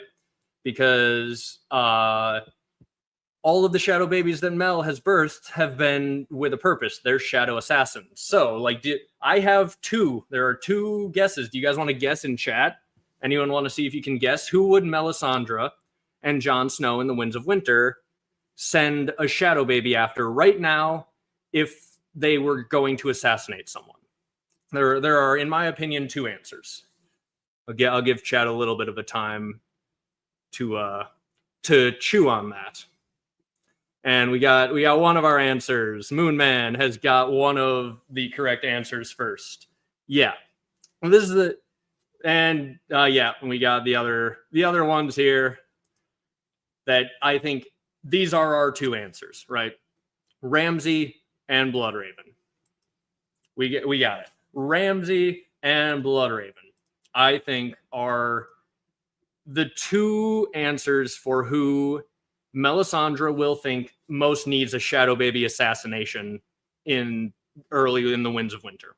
As soon as she gets Jon alive, Jon, if he is at all like Stoneheart, is going to be like hell-bent on taking back the North, getting revenge on Ramsay Bolton, because Ramsay, with the pink letter, with the circumstances of which Jon was killed, that was the last thing he was entirely focused on, was getting revenge on Ramsay Bolton. And with Stoneheart, we've seen that she died fully focused on getting revenge on the Freys, and when she comes back to life, all she cares about doing is murdering Freys. So, Jon Snow, at this point, I could see him coming back to life, fully dedicated and fully focused on taking out Ramsay Bolton and taking back Winterfell. And that, based on what he did when he came back to life in the television show, that's probably exactly what he's going to do. He is most likely, in my opinion, to send this shadow baby after Ramsay, which would essentially, and yeah, this is the other interesting bit of thing that we do have to talk about. But basically, he would be sending the power of the North, right? This icy shadow from the North. This is old Kings of Winter shit. This is what the old Kings of Winter would have probably done to subjugate all of the North. And Jon Snow, in his desire for power and reaching for power, is going to reach for this old godsy power that flows through his veins as a Stark. And he might be birthing these shadows to subjugate the North. And that means assassinating Ramsay Bolton. So yeah, there is a wild possibility that Jon is sending an other or some others or some other type of shadow baby to attack Ramsay. And I think that would be really cool. I imagine most of you can just let your heads run wild with all of the cool ways that could devolve into something similar to what we saw in the show, but much better because Jon is darker and using cool magic that's been set up in the books. All that good stuff. This is the other thing, though. Melisandre specifically asked the Fire, show me the enemies. Show me who my enemies are. Basically. And she's getting these visions, and she thinks when she sees the boy with the wolf's head and the old man with the wooden face, which is Bran and Bloodraven in her flames, she thinks these must be the servants of the Great Other. And there is something really interesting about this idea as well, because Bloodraven is obviously killed by the others in the television show. When the magical spell to get into the cave is broken, an other can get in and kill Bloodraven. All right. So if we're trying to match a better version of what's going on in the show,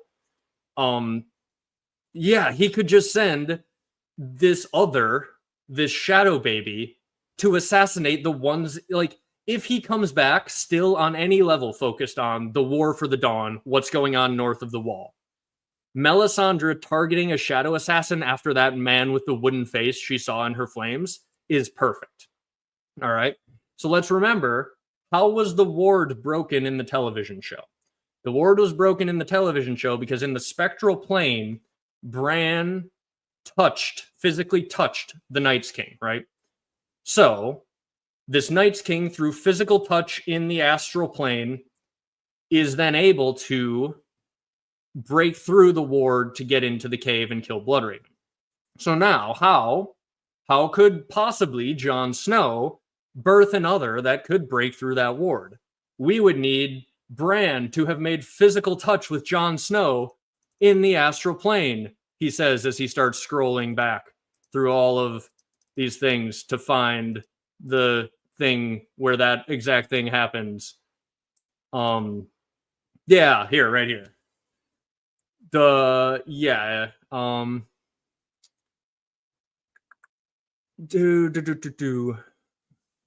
don't know if it's in this exact. Yeah, I don't think I have it in here, but basically, I'm pretty sure Bran does reach out and touch Jon in this, right? I'm gonna Search of Ice and Fire this. just because I do want to make sure I'm accurate on this, but I'm pretty sure in that Jon chapter, I want to say that the tree touches Ghost right on his third eye. But I'm going to try find the exact language here. Yeah. Okay, so it's right after not always came the silent shout, not before the crow. He sniffed at the bark, smelled wolf and tree and boy, but behind that there were other scents. The rich brown smell of warm earth and the hard gray smell of stone and something else. Something terrible. Death, he knew. He was smelling death. He cringed back, his hair bristling and bared his fangs. Don't be afraid. I like it in the dark. No one can see you, but you can see them. But first you have to open your eyes. See? Like this. And the tree reached down and touched him. Jon Snow and Bran have made have made that exact interaction in the astral plane that allowed the other to break through the barrier in the show. If Jon Snow births another in the Winds of Winter and sends it after Bloodraven in that cave, chat, let me know. Do you think that interaction with Bran touching Jon in the astral plane is going to be enough for that other to be able to get into the cave? Because that is exactly what happened in the television show. So I don't know. Like it tracks to me pretty well that if Jon Snow sends a shadow assassin after Bloodraven, that shadow assassin's getting in. But like, unless someone's got a reason that they don't think that works, I mean, yeah, I don't know. Like, in terms of who's Jon gonna send his shadow assassins after, man, it's either Bloodraven or Ramsay, and it might even be Bran accidentally, right? And talk about a rivalry between Jon and Bran, right? Like, there it is. If Jon, in his source of taking all of this power, cuts Bran's lessons short by killing his teacher and forcing the hold the door moment and forcing Bran to flee, if that is indeed how it happens, like, that would kick off the bitter rivalry between Jon and Bran until Jon can be, kind of pulled back from all of this shenanigans. Hello there, Den Cushy. Yeah, any chance Bran is actually Bran the Builder? I did talk about this recently. In my most recent video, anti-clickbaitingly, I have titled it Bran the Builder might have known the Night's King, but the actual pitch is even crazier than what the title implies, which I do like to do that whenever I can. Whenever I can get a title that feels clickbait enough, but also undersells what I'm actually, doing in the video, I find that fun. But I did talk about at the end, like, the chance that Bran is actually Bran the Builder, kind of, like, it tracks weirdly well with the fact that, like, Bran can warg into people seemingly in the past. The reason that it doesn't potentially track for me is because I kind of think that the point is going to be Bran is going to learn not to do that because of it breaking Hodor. But like, it could definitely be the case that he did indeed warg back into someone and that person became Bran the Builder. And like, maybe that is why they're waiting for Bran himself to actually be born. And that's why, like, Bloodraven has been waiting for, now you've come to me, Brandon Stark, though the hour is late. That's why old Nan was sitting there just waiting for a Brandon Stark that they know is coming sometime around now. But they don't know which Brandon Stark it's going to be. And like, it does work pretty well, right?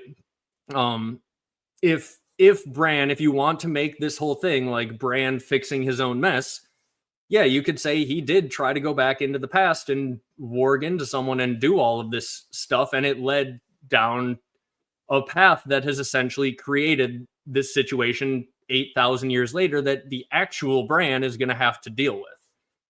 I don't know. I kind of like Bran the Builder just being his own separate person myself. because I like the idea that Bran is taking up like the seat of like the architect of a new age, right? And I like that a little bit better than him like, you know, trying to get it right the second time. I kind of like him learning from the lessons of someone who has failed before him, and then recognizing that he could indeed take all of this power, but instead it's better if he doesn't do that, and it's better if he lets himself die as to not spend 8,000 years controlling the entirety of Westeros under his power and under his way of doing things, because that's what's better for the world. And I think that would be incredibly bittersweet in the way that George is talking about here, if all of our characters do indeed choose to basically die, right? Like if we get the ending of Bran could have been an immortal god king, but instead he chooses to die, so the last scene that we're getting, or the last thing that we have established, is like, dang, Bran is living a long time and he's in charge now, but he is also dying, and every character that we have come to love is in fact going to die. That's very bittersweet, right? Like if Westeros goes on, but all the characters that you've known and loved who saved Westeros and paved the way for this new world, if the last thing we get is them fading away, that's very bittersweet. The world is saved, but Bran is dying because he had to choose to die or the world would not be saved. That's, you know, I think that's kind of the vibes. I think that works a lot better and is much more bittersweet than like God King Bran, immortal, living forever. And I kind of wonder in the show if they thought they had gotten that message across more. Like it's subtle, but in the end scenes of the television show, once Bran is like the Weirwood King, right? The Weirwood is no longer crying blood. So if that is meant to imply that by the end, blood sacrifice will not flow through the Weirwoods in the same way, and Bran not spending the remainder of his days locked to a tree, right? I kind of wonder if the show thought that they got across that Bran had rejected this immortality on some level, more so from the fact that they never really brought it up. Like, it's been a minute since I watched the late seasons of the show, but I don't think they ever explicitly said, Bran, drink this potion and you're about to become immortal. That happens basically in the books. And so I think a lot of book readers, when we saw the ending of the show, we were like, oh, that's creepy as hell. The immortal God King has taken over using mind control and is now going to be immortal, able to Hodor people and read minds forever. That's dark as can be. But they didn't really establish a lot of the really dark Weirwood magic in the show. And so by ignoring it all, I almost wonder if like we were never meant to read Bran as this fully immortal controlling dictator, but they also didn't do a good enough job explaining what he actually was, because like it is specifically his rejection of those things that defines what makes him a good king. So when they never even raised those questions with Bran, they missed the entire point, and therefore, you know, it was never going to be satisfying in the way that I think it will be in the books with all the setup that George has done. And yeah, like one of the things that I would love to be able to do by the time I have talked all of the A Song of Ice and Fire I'm capable of talking is like, I would like to at least myself and anyone else in the fandom who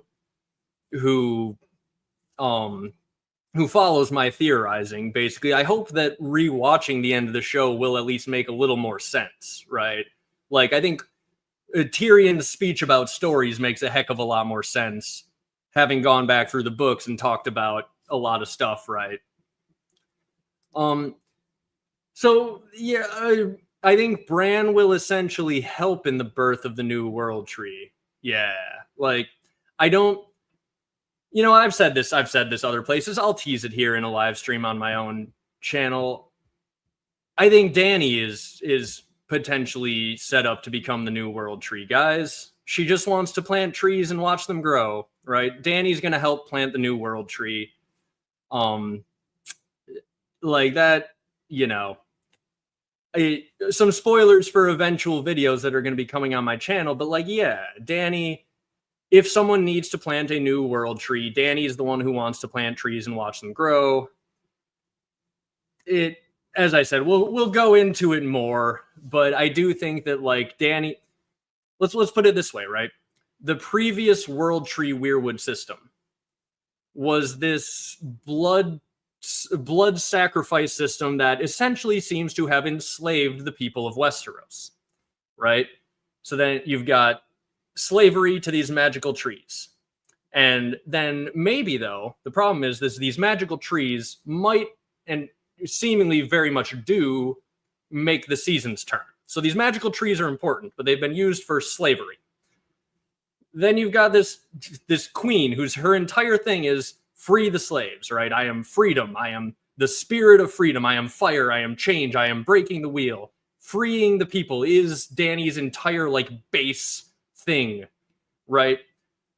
So if you have a weirwood system that's all about slavery, and you need to build a new weirwood system, and you need a base for that new weirwood system, combining the magic of the weirwood world trees with this anti-slavery spirit of Daenerys makes a better world tree system for the next age, because you are combining essentially ice and fire. You are combining freedom and slavery. You are making a better new world and a better new world tree, essentially with the guiding spirit of Daenerys acting as Gaia for the new age, right? She is the mother, Misa, mother, plants trees, watches them grow. Gaia, mother for the next age, gets stabbed at the end to birth the new world tree, like the new tree of life, right? The world tree in the archetype, according to Jung, the Jungian archetype, all these magical trees fall in, is the tree of life. Only death can pay for life. Daenerys, at the end, seemingly is probably going to get stabbed.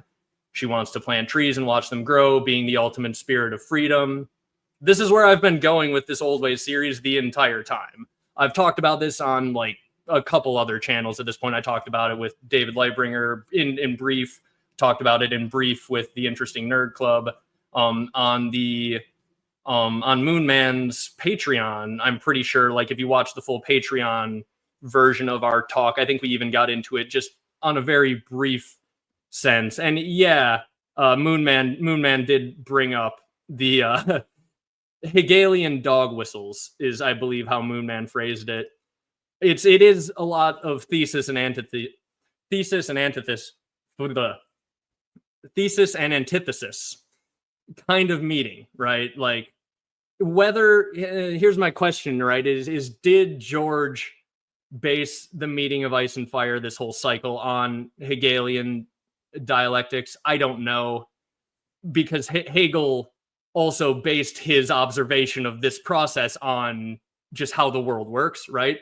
So like, it could be the case that George is just recognizing that this is how change happens, of this meeting of thesis and antithesis. And Hegel also recognized that. And like, so when Hegel created a system that so loosely but well describes just the process by which change is made in the world, and George is also just writing a story about generational change and how society moves forward, it is obviously going to sound a lot like Hegel. Is it because George is riffing on Hegel, or is it because both of them are just riffing on the natural process by which the world changes? That's something I've not entirely made up my mind on. But like, yes, it is roughly that, right? Because it seems like at the end of the show, what we got is another system that is based around the weirwood world trees. And if the world trees and the weirwoods are the thing that, you know, keeps the seasons in balance and makes everything work, like, yeah, you need them. So how do you fix a world tree system that's been entirely focused for thousands of years on enslaving everyone? Well, you destroy it and you birth a new world tree, potentially using the sacrificial spirit of someone whose entire like goal in life is to free people from slavery. So yeah, more or less, like, Okay, good. I'm glad someone who actually knows what the heck they're talking about is backing me up here on this one, because yeah, like it is stuff that it feels like is kind of there. Eldrick Stoneskin, nice to see you in chat there. Dany could end up in a lot of ways the America for the next age. Yeah. And like I did talk about it. Yeah, Dany is mother to all. Like that is where Dany's story is going. Yes, it is, in my opinion, Misa, mother of the next age, all that good stuff. And foreshadowed, by the way, as I was talking about with Ygritte here. I don't have the thing again, so I'm going now to Search of Ice and Fire. But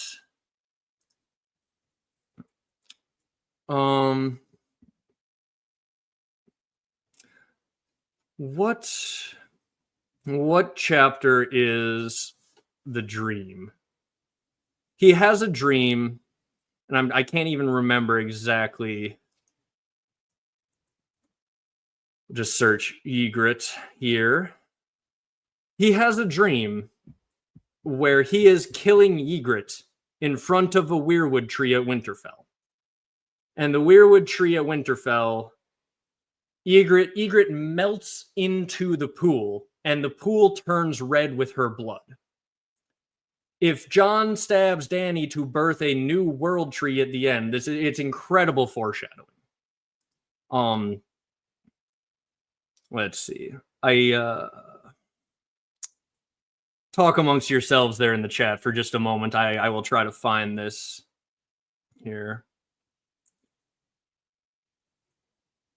Problem is, I can't remember exactly how George words it, and if just by searching Ygritte, she pops up all the time.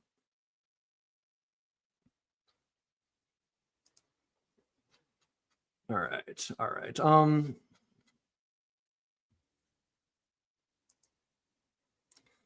right, so I'm scrolling here. I think it's laid in a storm of swords. After Ygritte is dead. I don't think it's later in the books than that, though.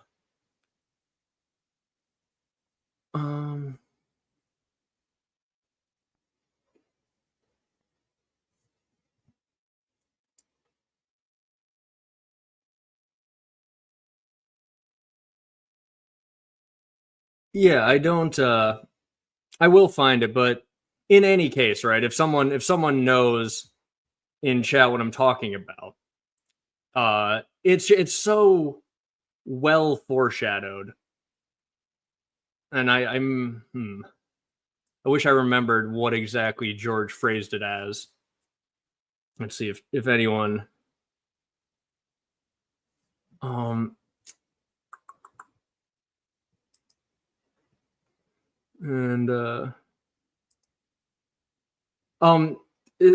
this is a question that will people will argue about that for a long time. The main thing that I was referencing is Hegel talked about how like change is essentially the universe is in a constant process of change, and he tried to essentially create like an archetypal, I would say, way to describe that change that is not unlike the Song of Ice and Fire, with these two opposite forces meeting and eventually like creating something that is a mix of the two. Yeah, it's very similar. The way Moonman said it when we were talking is he's like, I've picked up some Hegelian dog whistles, kind of, and like I kind of would agree. Oh yeah, there's Moonman. Yeah. We were talking Hegel. If you wanna pop off in chat some of your thoughts on Hegel and how like Ice and Fire coming together. Yeah, we were just chatting about all of that shenanigans, and I'm trying to look for a quote where Jon Snow stabs Ygritte in a dream, and she like melts away into the weirwood pool.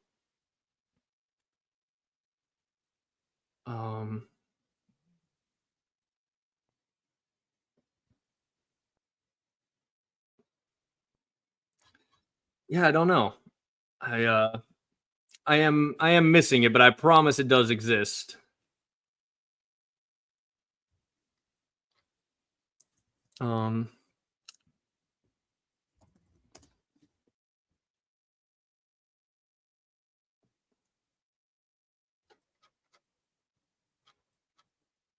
Yeah. All of the words that I know happen in the vision are just very common ones. But I should say I listened to this not that long ago. This stream has gone well over what I planned to talk about, but you know, it's fun when we got this many people here. But in any case, right? Jon Snow, I will find it for a future video, right? When I talk about this in a video, it'll be there. Jon Snow has a dream where he sees Ygritte in front of the pool at Winterfell and kills her because he's feeling guilty about her dying, pretty much due to his actions. Red Mist, I'll try to find that. Red Mist. I do think, yes, that does sound familiar. I was trying to figure out like what were some of the weird phrases that he used.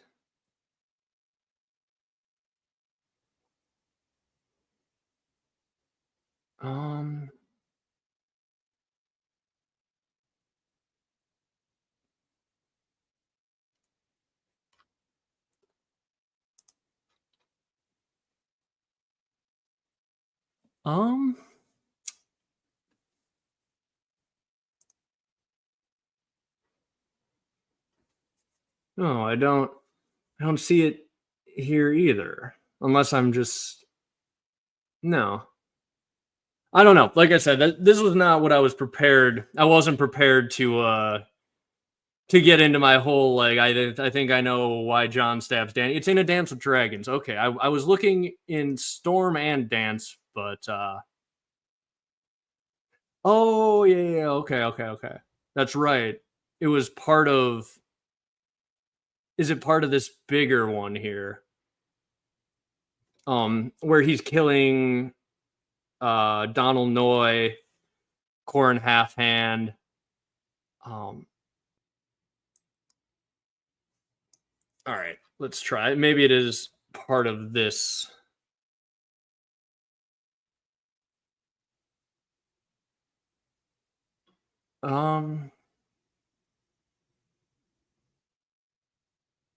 Yeah, I don't see it.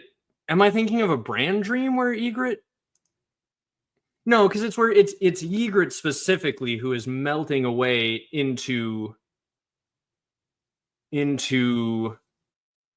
this pool.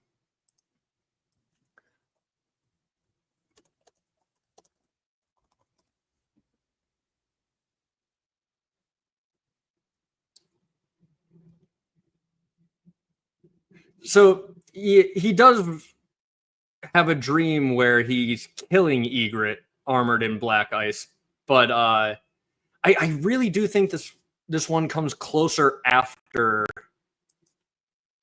his death, because it's not just about when he kills her, it's about when she melts specifically into this bloody weirwood pool. But in any case, I just remember reading it and just being completely blown away as someone who thinks, okay, Jon is going to stab Dany to birth the new world tree on some level or another. Yeah. As I said before, his entire little like Ygritte arc being foreshadowing, essentially. Like he falls in love with this woman who his duty is suggesting that maybe he shouldn't be in love with, and then she fails his moral test and he leaves and it ends up killing her, and then he feels incredibly guilty about it, basically for the rest of the time. Like right up until he dies, like he's thinking about Ygritte.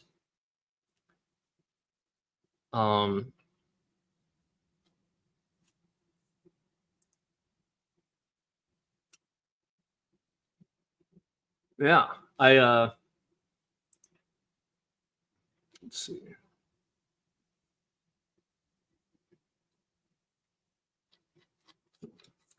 Let's see what's chat got to say here. You found the dream. You found the dream. All right. Yeah, there is that one. That's the one that I was able to find. But I was thinking of a different one that I had heard recently, and I haven't listened all the way through all of Jon's chapters in Dance, so I know it had to have been. Pretty sure it had to have been in Storm.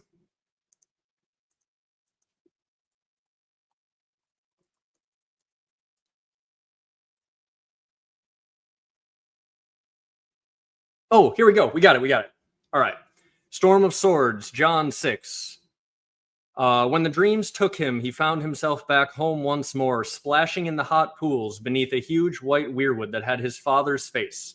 Ygritte was with him, laughing at him, shedding her skins till she was naked as her name day, trying to kiss him, but he couldn't, not with his father watching. He was the blood of Winterfell, a man of the Night's Watch. I will not father a bastard, he told her. I will not. I will not. You know nothing, Jon Snow, she whispered, her skin dissolving in the hot water, the flesh beneath slowing off her bones until only the skull and skeleton remained, and the pool bubbled thick and red. So, okay, he was not stabbing her, but she climbs into the weirwood pool, and her skin and bones melt away, and like her blood becomes this thick red pool that is the pool of the weirwood. So it wasn't quite as direct as I remembered, but he does have this dream of Ygritte essentially melting away into this bloody red pool that is obviously like the weirwood pool. So, and yeah, he will, yes, he and Mel will make those bastards. All of that build up. Jon Snow will never father a bastard. I will never father a bastard, to show us just how far Jon will have fallen when he comes back from the dead and is willing to father these shadow bastards. And Ygritte is telling him, he's just like, I will never do this. And she's like, you know nothing, Jon Snow. You don't have any idea what your Winds of Winter arc looks like, but I know because I'm Dream Ygritte and I'm telling you the future right now. And then when she tells him, yeah, no, Jon, you will father some bastards, then she steps back into the weirwood pool, and this woman he loves dissolves away into this red and white weirwood pool, and the pool starts bubbling. If he does have to stab someone he loves and their blood turns into the new world tree, as I kind of talked about here, there you go. That's why Jon stabs Dany at the end of the books. Something that I will eventually be covering in like full on video essay form, trying to wrap up my my whole series. But like for those of you who have been watching right from the very beginning, initially when I was talking about doing like a 4 or so part series, like the last part was going to be like an hour and a half long video about like, yeah, Jon and I was going to try and like do the quick version of Jon and Dany's relationship and get to the end and be like, yep, and Jon is the Night's King, Dany is the World Tree. There you go. Have fun with that. And I was just going to kind of leave it there. And I knew people wouldn't really buy it unless I kind of went like piece by piece and tried better to prove it. But then like when I started going back through the books and like finding all this weird foreshadowing and stuff, I was like, oh, maybe like I can actually prove this in a longer series rather than just, you know, hilariously like saying, oh, by the way, this book is about the world. We need to figure out how to fix the world tree. And you got to kill Dany to fix the world tree. If I had said that at the beginning of my series, everyone would have been like, what is this guy talking about? No one is talking about fixing the world tree. We want to beat the others. What does any of this have to do with anything? But yeah, hopefully now, if you've watched a lot of my videos, you you're on the same page when we start talking about like why some of this stuff might happen, where now you can see like we're getting closer to being able to like actually just drive home some of the final points of this stuff. But yeah, let's see. Oh, we do also have a poll going in chat. So it seems pretty split on Mel's and Jon's shadow baby looking like a shadow baby, looking like a weird mix of ice and fire shadows, and then that's about 33 and 31% apiece, and then looking like another coming in at 21% and something else at 15%. So yeah, does not help me make up my mind because I'm you know, pretty split on the idea as well, and as are you guys. But yeah.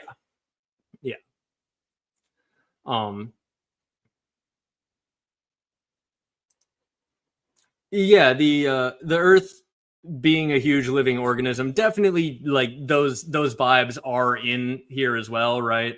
Like the weirwoods might just be the most powerful part of that big organism. Like they might be like a central magical piece in that big system.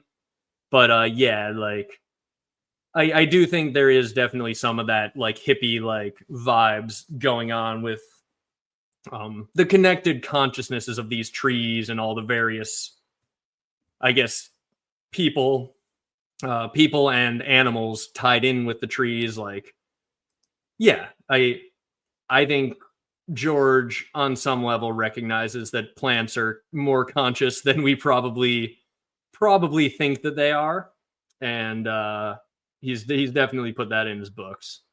And yes, so self-sacrifice is an important part of this as well. The other thing, since we did talk a little bit about the Dany stuff, we I know I wouldn't have been crazy. You would have all thought I'm crazier than you think I am now. I wouldn't have been as crazy as you all may think, but I would have definitely presented myself as crazy because I find that very fun. Yeah, I find it fun to like. You can see it in like my Marwyn will ride Miri Mazdur video, right? I kind of find it fun to present occasionally like a rambling conspiracy guy, and then at the end you realize like, wait a minute, he's making some good points here though, actually. Oh yes, stronger than hate. Yes, but yes. So the point though, self-sacrifice being important. When George was talking about the Myronese knot and Dany's whole arc and what was giving him problems, right? There was a blog called the Myronese Blot that George praised as having basically hit the nail on the head or having gotten it exactly right, I think, in his words. And the main summary of the Myronese Blot is that Daenerys was constantly throughout her arc trying to do the right thing and being pushed to give up more and more of her ideals to save her people, right? Her main thing is she wants to create a good, stable world for her citizens where they are free. And she has ideas about how to do this, including that there should not be fighting pits in the city. And she has to give that up because she has to compromise and essentially give up pieces of her ideal world to keep her people free. And the big thing that's constantly being tested, according to the Myronese Blot, and seemingly agreed with by George R. R. Martin, the thing that Dany's being tested on over and over is that she needs to see how much of herself she is willing to give up for her people to be free. And what is the ultimate ending of that arc? Like if she is giving up little pieces of what she thinks is right or what she thinks needs to be done piece by piece by piece to free her people, always pushing her to give up more and more of herself, well, I think first she's going to stop doing that. She's going to say, screw this, I'm going fire and blood, I'm back in charge now. And that's going to go very badly. So then it returns. She fights her arc that she's been on this entire time, and then she goes the other way, and then she's pulled back to it and finishes it at the end. So the ultimate thing that she can give up to free her people, which by the end of the story might become the entire world, is to free them by giving up her own life. And I do think that, unlike in the show, it's more likely that Daenerys will be a willing member of this sacrifice with Jon Snow. It's possible that she won't be, but I do think that self-sacrifice is something that George views as more powerful than sacrifice. Noted or foreshadowed potentially by Jojen. He knows that he's going to be turned into paste. Assuming he has been pastified.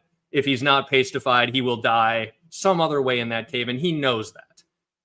If his sacrifice is important for Bran's magical ascension, I think it matters that it is a self-sacrifice. And I talked about this in a video called Why Tell Jojen He's Going to Die? Because obviously you don't tell this kid he's going to die if you don't need to, right?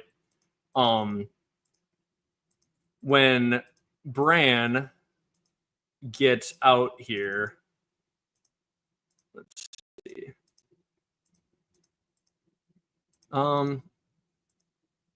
Yeah, when Bran gets out to the cave, he says, "Will you fix me? My legs, I mean?" So Bran's been manipulated the entire way here, still thinking that this wizard is going to fix his legs. Bran has been lied to, I assume, because it doesn't matter if Bran is lied to for whatever is going on here. But Jojen is told, "You're going to die," and he knows the day he's going to die. And I believe that that is probably because Jojen willingly self-sacrificing himself for whatever magical spell is powering up Bran might be important. Obviously, self-sacrifice goes way back in mythology, and Odin did the self-sacrifice. If Bran threw himself from the tower, or if Bran warged into the crows that caused him to climb, which eventually led to him being thrown from the tower, right? If Bran manipulated these events, his sacrifice is also probably a self-sacrifice in that way. It's just from a future version of himself. So, yeah. And yes, roughly this is what Bloodraven seems to be building Bran up for, is to be the Bran the Builder for the New Age, because Bloodraven is either bringing about, or at the very least overseeing in a way to make it a controlled demolition. He's controlled demolitioning the old ways, and the old ways of the world will be gone by the end. And yeah. So her motivations being primarily selfish and based in trauma is a take that is not maybe incorrect, but I don't think it's the point of Daenerys' story, right? Like it may be a point in her story, but I do think that, like, George R.R. Martin has said, the people that he views as heroes are the people who fight to make the world a better place. And he specifically said, even though sometimes that doesn't quite work out, the fight is the thing that he finds heroic. So yeah, Daenerys is a flawed person because in many ways of terrible things that have happened to her. But she isn't a perfect person, but she is always trying to make things better. She's trying to free her people. She's trying to stop the fighting pits because she thinks violence is bad. She's trying to do what she thinks is best. I do think she's going to relapse, or not even relapse, but like she's going fire and blood in the next book. And we're going to see the darkest version of Dany probably when she's arriving in Westeros, which I do think might lead to her being kind of hated by most of the people in Westeros. And she might die having never been loved by the people of Westeros. These people might hate her right up until the moment she dies, but I do think she will eventually choose to die rather than ruling as a tyrant. And I'll say it this way too. If it is the Weirwood system and the magic of the Weirwood's world tree of life, and in some combination of that magic and the moons or whatever, that cycles the seasons correctly. We've had this corrupted heart tree for a long time, so the heartbeat of the world, the cycle of the seasons, is irregular. So irregular heartbeat, irregular seasons. You need to fix the heart trees. If Daenerys and her magical dragons show up with all this firepower and burn down the magical heart trees that are the center of the system, whether it's every heart tree or if it's maybe you just need to burn the magical heart tree that is at the Night Fort or the magical heart tree that is at Winterfell. In any case, right, imagine she burns this system that, as I said, is corrupted and broken, but is required to cycle the seasons. And she burns it down in the middle of winter. Well, that would probably then lead to a long night, a cycle where you have winter and you're stuck there because you just broke the thing that cycles the seasons. Now, they may need to break the old Weirwood system to solve the problem of all the green seers strapped to it who are casting out others. So you might need to kill the Weirwood system. But then, again, you have a situation where you're now stuck in endless winters because the seasons won't cycle until you plant a new tree of life or a new world tree to restart the cycle of the seasons.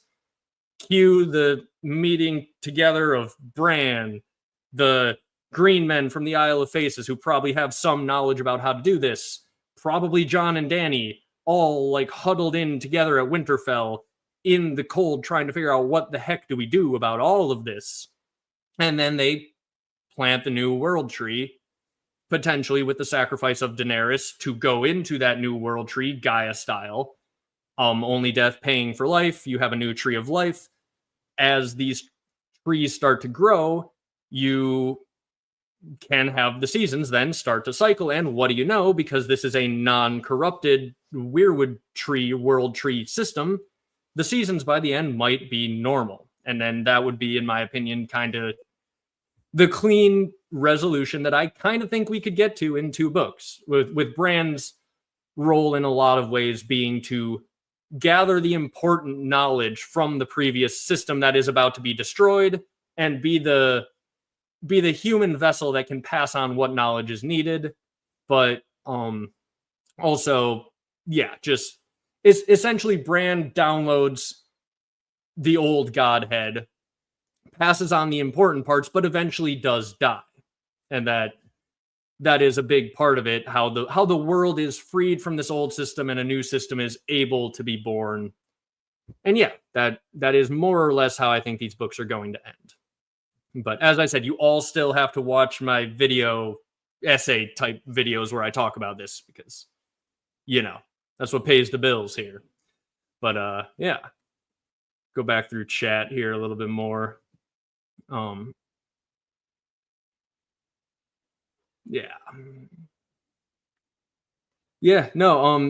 has been a fun chat. I don't want to hang out too long because, as I said, I'm gonna be live streaming a little bit later on, so I should probably go rest my voice for a little bit, eat a little bit of food, get some things done. But this was fun. Hopefully you guys have enjoyed it.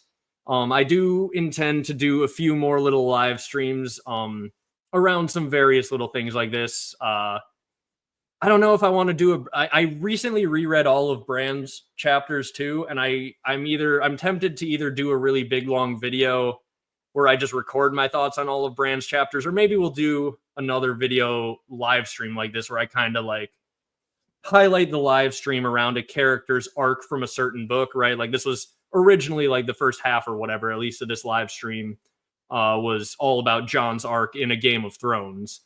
So maybe we'll do some more live streams like that, or if not that, at least some other random theory talk. But thank you guys. Thank you for all the very kind comments and all of the support and everything like that. I do also want to do a stream where I go through a bunch of very good questions from the comments that I've gotten over time, because I do have a bunch of those where I'm like, well, that's a really good point. I should think about that a little bit and then get back to it. And then when you get a lot of comments, they have a way of getting away from you. But I do have a bunch of screenshotted comments that I'm like, oh, I should come back to at some point and do that. So maybe we'll do a Q&A stream like that.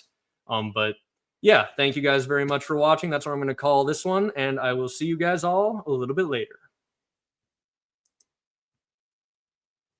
Oh, wait, hold on. Not yet. We'll end the stream after this. Thank you. Thank you for the super chat here from Radu Philip. Hopefully I'm pronouncing that right. Thank you very much for the leaks in the roof, and for those you filled us in. Thank you. Thank you for any support, anything like that. All of you have been wonderful. It is amazing that I can just start talking about books on a random weekday in the middle of the day and have 200 people show up. So you guys are awesome. Keep being awesome. And yeah, I'll keep pumping out fun content. Got plenty more to talk about, as hopefully this stream has sort of shown you a little bit of what's coming. So yeah, see you guys later.